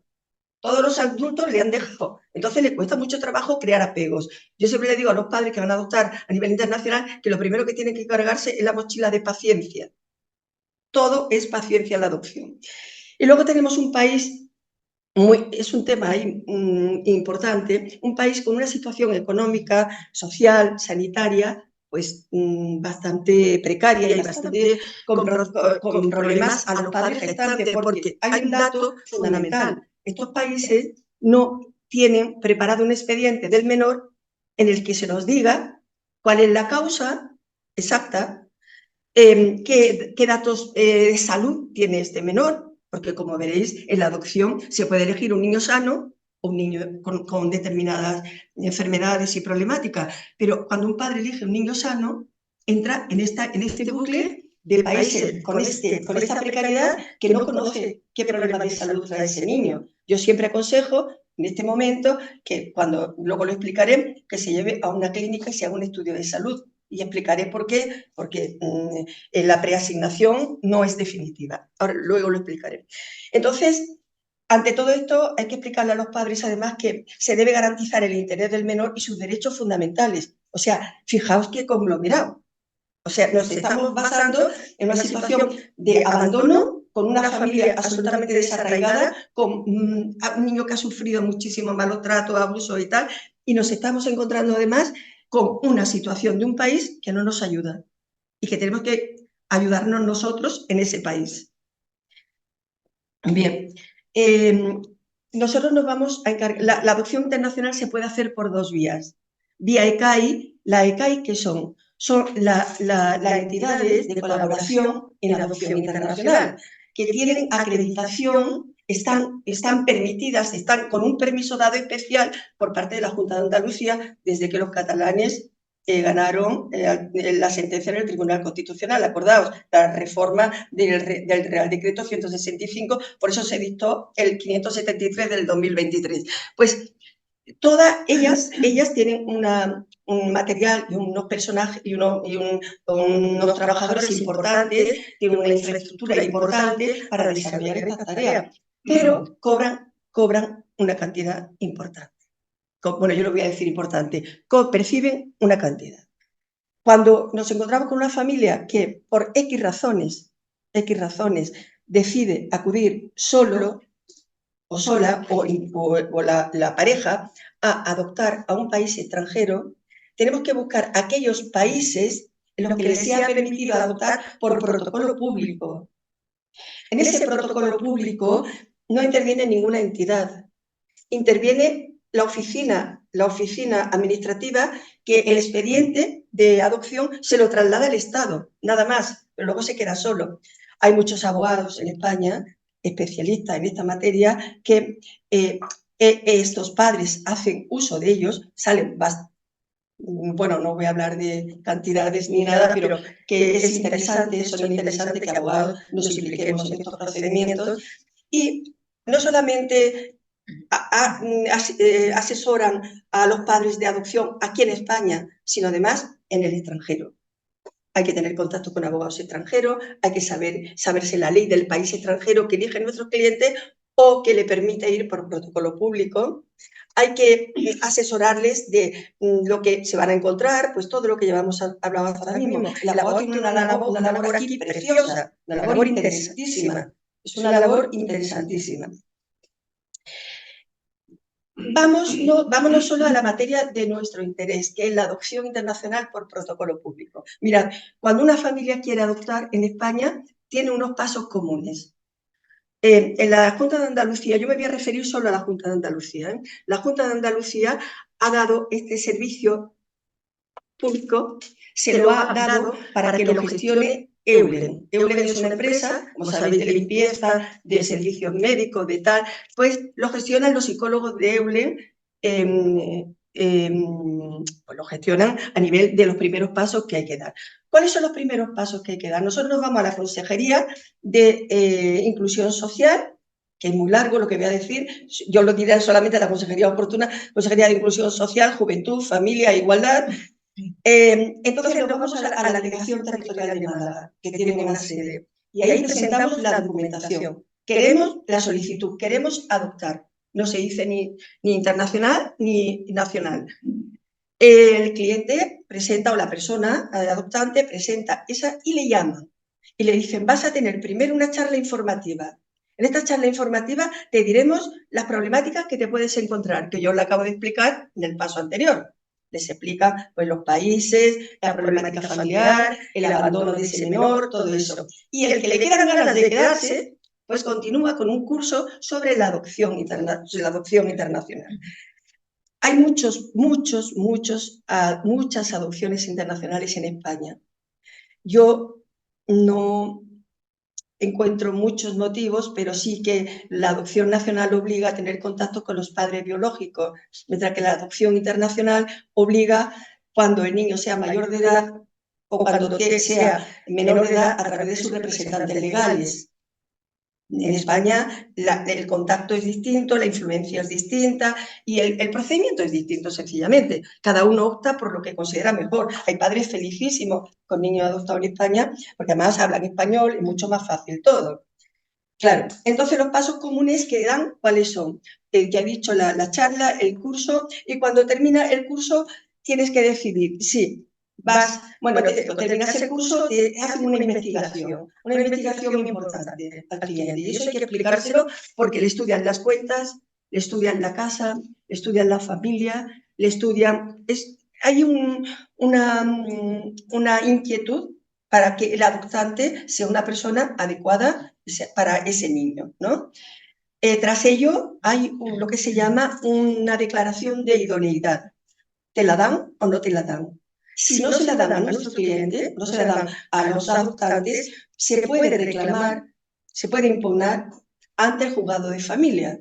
Y el juzgado de familia tiene, la última palabra la tiene el Supremo, pero el juzgado de familia conocerá de esa denegación de idoneidad. No se acaba ahí. Es decir, porque Eulen diga, no eres idóneo, que se lo dicen, que si entráis en internet hay muchas protestas porque dicen que si no es imparcial, yo creo que sí lo es, pero que no hay aciertos, como todo el mundo tenemos unos aciertos y otras veces menos. Y cuando se da la no idoneidad, se recurre y se gana muchas veces. Yo he recurrido a algunas y se han ganado. Bien, cuando tenemos la declaración de idoneidad, tenemos que decir, oye, a este país quiero ir. Previamente hay que informarle al cliente todos los países que permiten en ese momento la adopción internacional por protocolo público, que es lo que nos ocupa hoy. No la adopción internacional en general, la de protocolo público, donde podemos participar nosotros como letrados. Y una vez que le hayamos informado de todo lo que ocurre, comienzan los pasos específicos de la adopción internacional por protocolo público, con la sola intervención de los padres adoptantes y su letrado. O bien los padres adoptantes solos. En ese momento, el expediente se presenta ante el órgano que corresponda según el país que se elija. Ese expediente lo puede presentar la misma Oficina Judicial Administrativa Española, pero a partir de ahí se quita de en medio y ya no tiene mayor labor. Con lo cual, el padre tiene que aparecer, los padres de adopción tienen que aparecer en el país donde van a adoptar.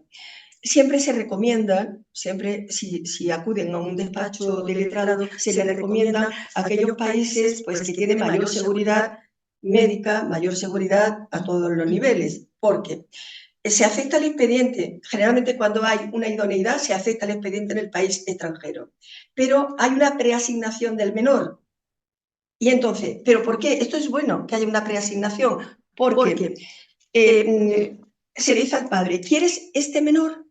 Entonces el padre dice, voy a estudiar, voy a llevarlo a una clínica que le hagan un estudio de salud. ¿Qué ocurre? Si el estudio de salud sale en malas condiciones y el padre y los padres adoptantes han pedido un niño sano, pueden decir, no, este niño no me lo quedo. Entonces le oferta un segundo niño para que pueda adoptar. Vuelve a hacer lo mismo, una preasignación, y vuelve a llevarlo al lugar médico. Dependiendo del país, hay 2 o 3 preasignaciones. El padre que no elija uno de los niños que hay en ese país, pues tendrá que venir. Para eso es muy importante tener contacto en el países, ver las instituciones y ver la situación que tienen los niños sanos en ese país. Una vez que ya sí que mostramos nuestra conformidad con el tema del niño, comienza la constitución de la adopción. La constitución de la adopción es el primer viaje de la familia adoptante a ese país, porque tiene que afirmar que sí quiere la adopción internacional en ese país, que sí quiere al menor que le ha sido asignado y que continúa en el procedimiento de adopción judicial. Hay países que es judicial o administrativa en el país extranjero. Resuelto el expediente, resuelto el expediente, te dan el niño. Entonces, los padres adoptantes tienen que estar con ese niño mínimo 2, 3, 4, 5 meses en ese país, hasta que se vea que el niño se acostumbra a los padres adoptantes. Te pasado ese plazo, se anuncia al consulado que se vuelve a Andalucía, y lo primero que se hace es la fase registral. Ya en el país de origen ha habido en el registro una inscripción de ese niño, con los vínculos de filiación se crean con los padres adoptantes. Desaparecen los vínculos de adopción con los padres biológicos. Pero es que cuando llega a España vuelve a hacer lo mismo. Se inscribe de nuevo ese niño en el registro civil como hijo de los padres adoptantes. Y luego sí que hay un seguimiento y un apoyo posadoptivo de la consejería para ver cómo va funcionando 1 año, 2 años, 3 años, cómo va funcionando esa adopción con los padres. También es bueno que estemos, si hemos intervenido letrados, estemos pendientes de ese procedimiento de los letrados, porque, aunque nuestra actuación será menor, porque también puede aparecer algún problemilla que otro. Que no me gusta a mí cómo vistes al niño, no sé. Bien, la adopción en España, ¿cómo es? La adopción en España es plena e irrevocable. El niño no crea vínculos, como acabo de decir, de filiación con los padres adoptantes y se anulan, se extinguen los vínculos de filiación con la familia de origen. Los niños adoptados poseen los mismos derechos, los mismos que un hijo natural, los mismos. Y además, el adoptado tiene derecho a conocer sus orígenes biológicos, ya sea cuando sea mayor de edad o cuando sea menor de edad, a través de sus representantes legales. Porque es fundamental que el niño sepa de dónde viene y esas raíces las conozca, porque eso le da seguridad a ese menor. Y a continuación ya entrará en la actuación mi compañera Virginia, que hablará de los países en los que sí se permite la adopción internacional. Entre esos países luego habrá que buscar cuáles son los que se permiten en la adopción internacional por protocolo público y por ECAIS o solo por protocolo público, y ella ya hablará sobre este asunto. No, hay falta no vean. Bueno, países donde se pueden adoptar por protocolo público son los países en azul, y decir que estos países no es, este listado de países no es definitivo, sino que es cambiante. Hay que chequearlo cada 2 por 3. Ahora sí, puede cambiar por motivo de guerra, por mala relación entre España y entre países, o por prohibición, surca la prohibición en ese país de que se pueda llevar a cabo el proceso de adopción. Es decir, también Interesante. países en los que no se ha establecido cupo, es decir, de que no hay, de que hay menores para poder adoptar. En relación a los países donde están suspendidas la adopción o países donde no hay cupo, que son los que tenemos aquí en rojo. Y finalizar añadiendo una frase que es que adoptar es construir. Es construir una familia. Resumiendo, los países hay que estudiarlos.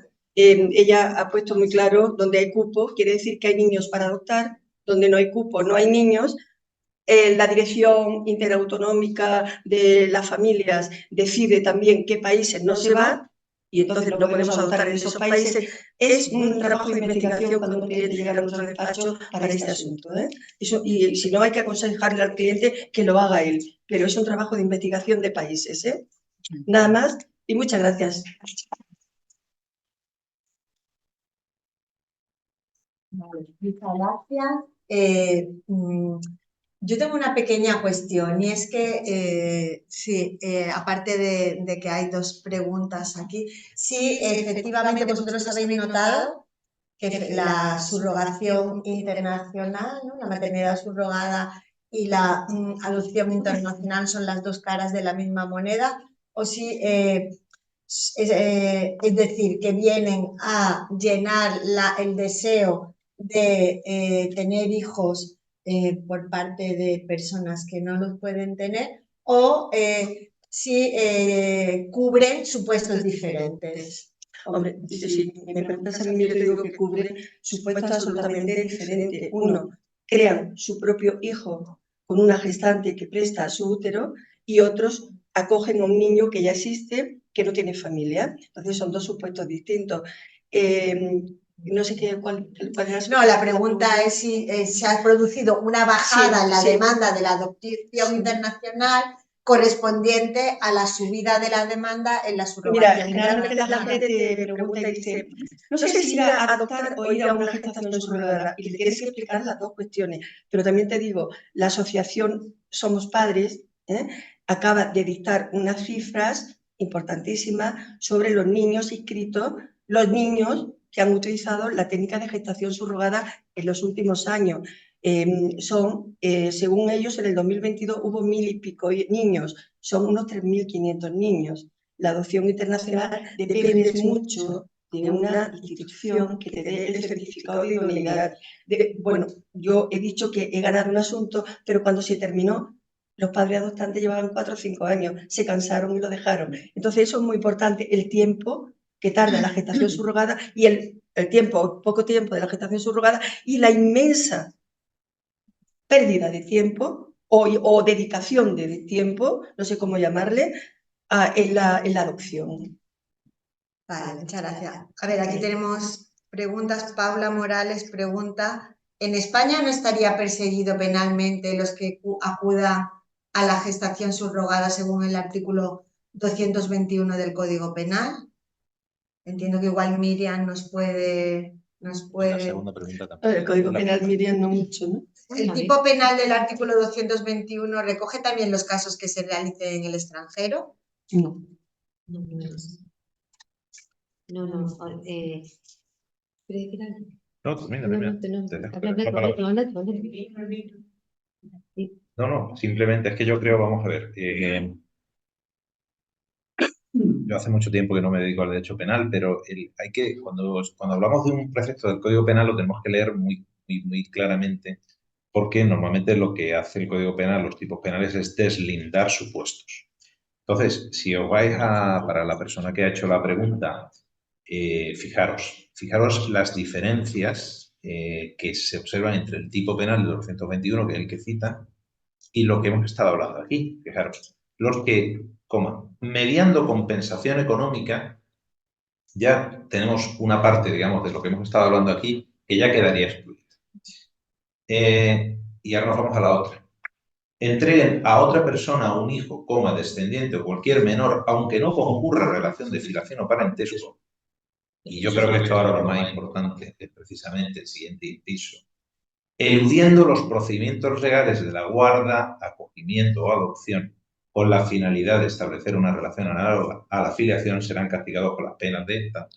Esto realmente, esto es lo que este tipo lo que pretende perseguir, casos que todos hemos oído, de la venta de menores ya nacidos. En algunos casos, no quiero focalizarlo en situaciones, creo que ha habido un caso entre gitanos romanos recientemente, porque yo recuerdo fue antes de la pandemia, donde efectivamente niños robados o niños que efectivamente han sido comprados o entregados. Pero aquí precisamente estamos hablando de unos procedimientos legales. Una cosa es que un contrato en España, ese contrato no sea legal en España, y otra cosa es que no sea legal en otros países, incluso, como hemos visto, en el entorno de la Unión Europea.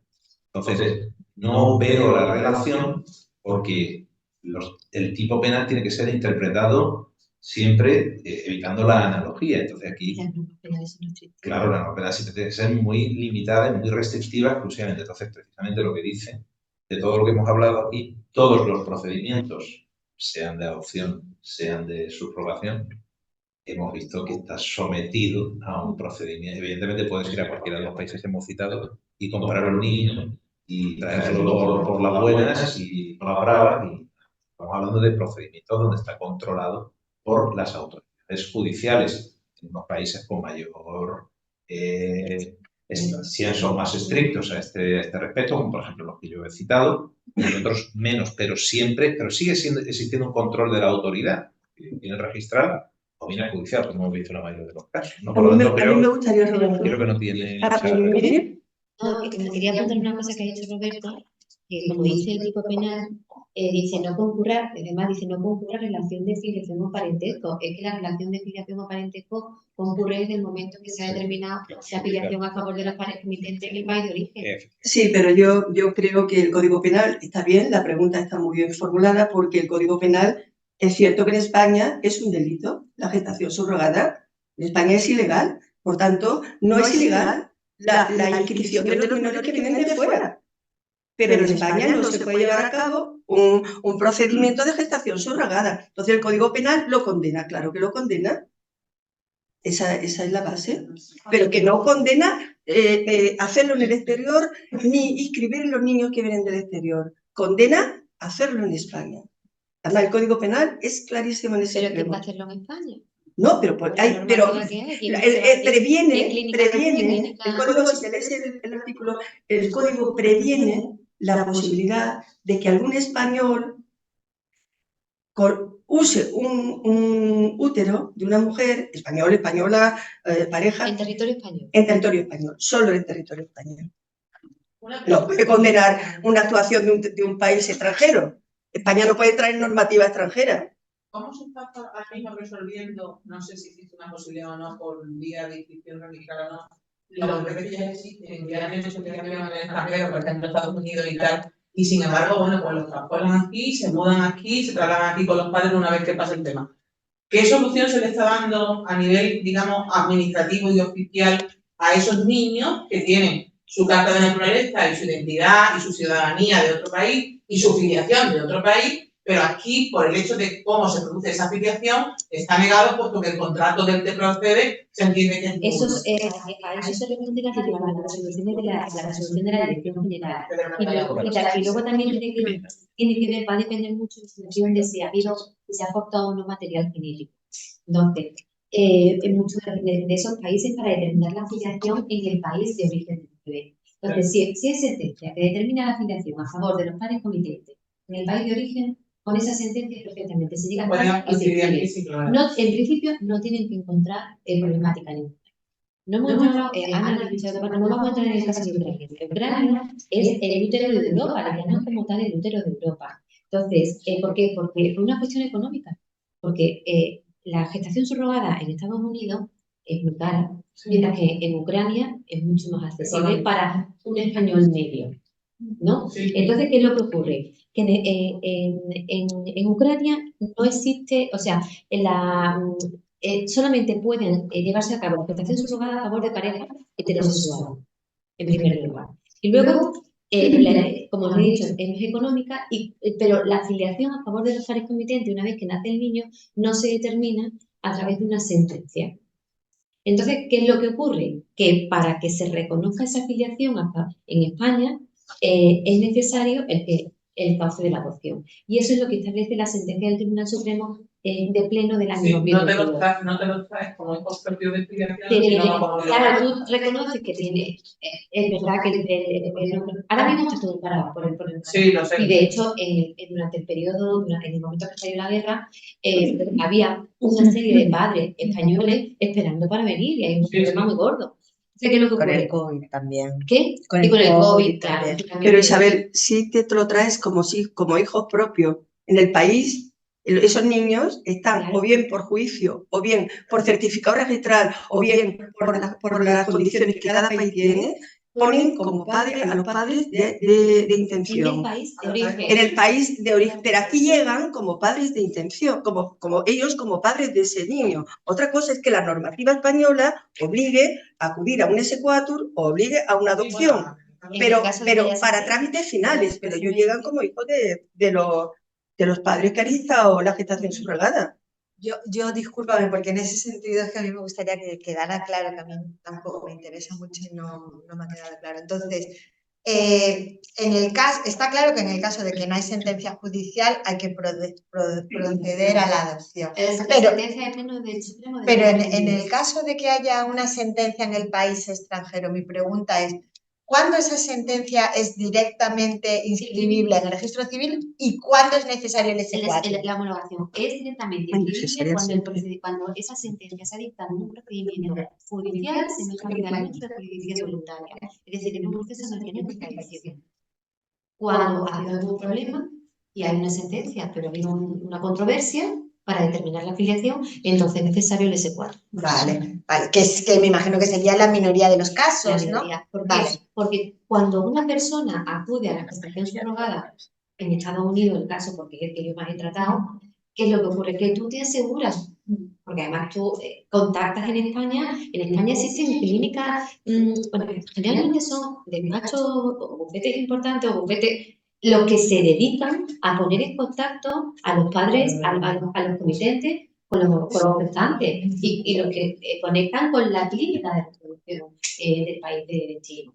Entonces, siempre, claro, tú te aseguras de que tú vas a hacer una inversión. Tú te aseguras que esa inversión luego tú la se pueda determinar la afiliación a tu padre en el país de destino de la niña. Gracias. Sí. A mí no me ha quedado claro que haya mucho habido de sentencia del Supremo, sí. Independientemente de la última que era.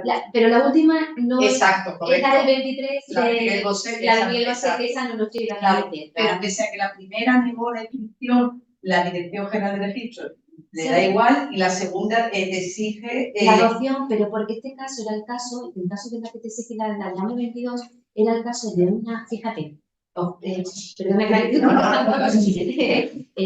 caso de una acción de la reconocimiento de la afiliación por posesión de Estado en base al 131 del Código Civil que ejercita el abuelo del niño.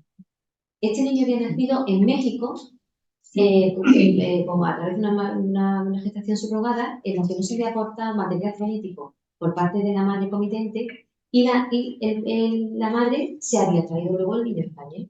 Entonces el padre, él era abuelo, diciendo que este niño llevaba viviendo con ellos, que era una persona que vivía con sus padres, que estaba viviendo con ellos durante X tiempo, que pasa al artículo 131 del Código Civil, se cumplía todos los requisitos de posesión de Estado, lo que es el nombre, el estatus y la fama para poder determinar la afiliación a favor de su hija. Pero pedía el reconocimiento de esa afiliación a través del artículo del ejercicio de la acción de reconocimiento de la afiliación por el 131. Y lo que dice el Tribunal Supremo es que no. Además, ese contrato de gestación subrogada que firmó la madre en México lo recoge la propia sentencia y es totalmente leonino. O sea, una barbaridad. Ahí sí que hay cosificación de la mujer, del niño y de todo. Y lo que le dice el Tribunal Supremo es que no se va a reconocer por la posición de Estado, aunque estás tratando, tienes una relación afectiva, económica, la que quieras con el niño, lo que te dice 131, pero no toca la referencia como tal. Le dice que para determinar la afiliación a favor de esta señora es necesario que se lleve a cabo un procedimiento de adopción. Y ya el Tribunal Supremo aprovecha para decir que en todos los casos aquellos en los que, como esta señora, no había aportado material genético y no hay sentencia, la afiliación se determina a través de una adopción. Pero no ha corroborado lo que hace la dificultad del registro notarial. No, porque no había sentencia. Vale. Vale, pero posteriormente, no, claro, ha cambiado la Dirección General ha sido su criterio, pese a lo que la primera sentencia porque la primera la denegó. La primera la denegó, pero fíjate, la primera la denegó, aunque los padres comitentes habían acudido a California. En California, la normativa determina la afiliación a favor de una sentencia, pero la resolución de la dirección que dice eso es posterior al inicio del procedimiento.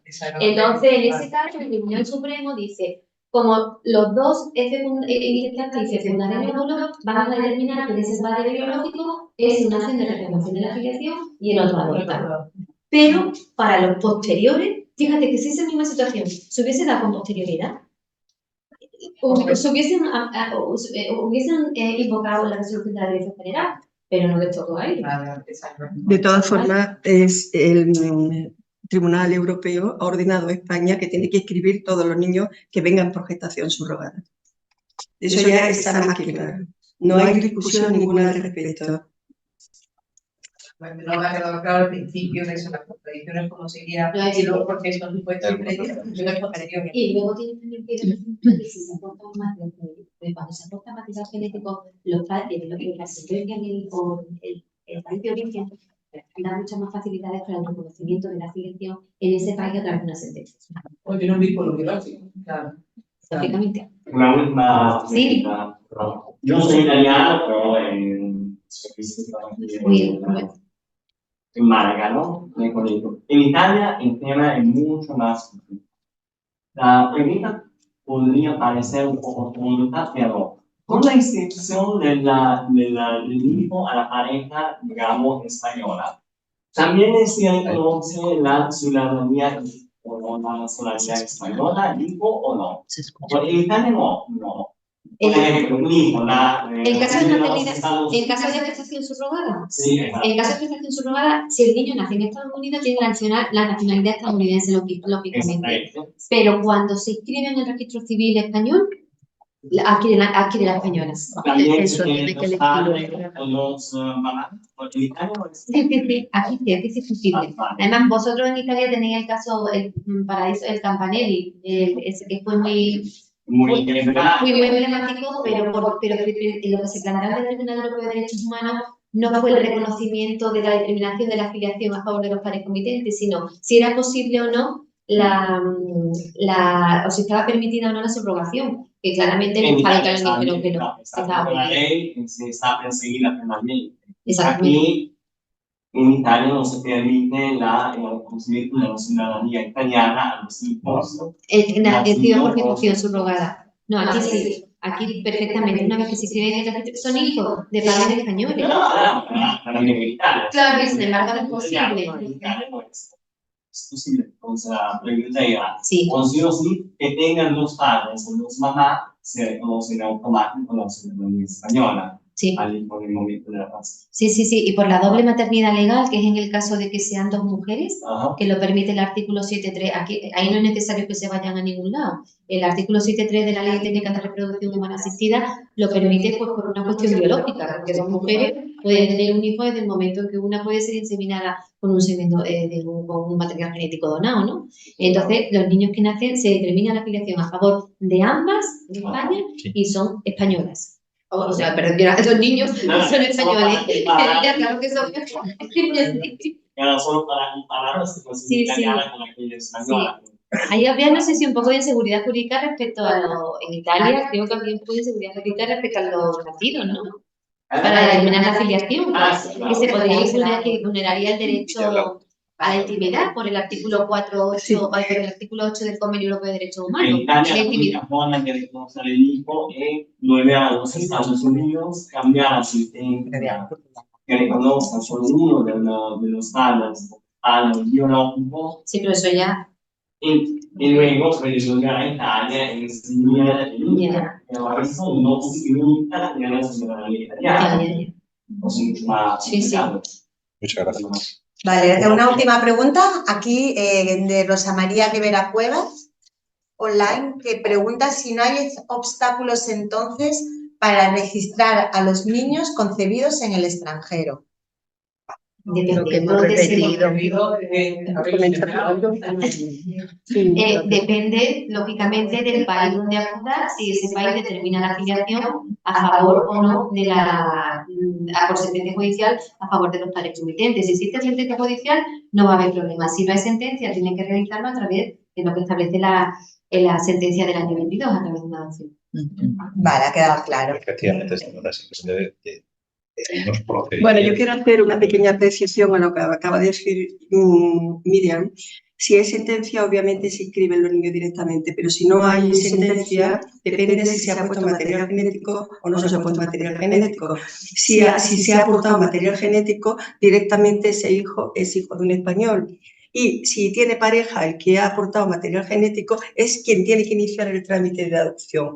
Si una señora sola, monoparental, aporta material genético, es la madre de ese bebé. ¿Qué ocurre? Que la ley española es madre la que da luz, la que pare, así dice la ley.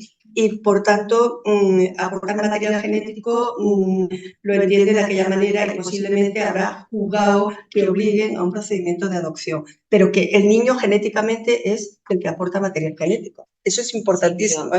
Pero la cosa es, evidentemente, la aportación de material genético y otra es la determinación legal de la filiación. No, es que yo he llevado asuntos, de Ucrania, en los que el padre había aportado material genético, la madre no, sale con una renuncia al niño de la gestante, el consulado le da el pasaporte al niño, llega a España y inmediatamente se inscribe en el registro civil el niño como hijo legal del padre.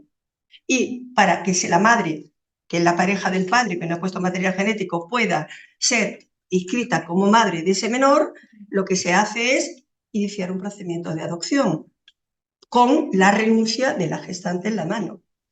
Entonces, eso en España ya se está haciendo, pero cada día. Lo que sí está claro es que si se pone material genético, el registro te reconoce como hijo tuyo y te lo inscribe, ¿no? Bueno, pues yo creo que con esto quiero, ya como coordinador, presidente de la sección de familia, daros las gracias por la magnífica exposición. Es un tema complejo, evidentemente, lo es. La jornada ha sido, efectivamente, como yo la había concebido, estrictamente jurídica. Aquí no se entra en valoraciones de tipo moral o filosófico, que tendrá su foro. Estamos en el colegio de abogados, entre abogados, y ha sido una cuestión estrictamente jurídica. Os doy las gracias a todas las intervinientes y, bueno, pues os emplazo para futuros encuentros que podamos tener. Muchísimas gracias. Muchas gracias.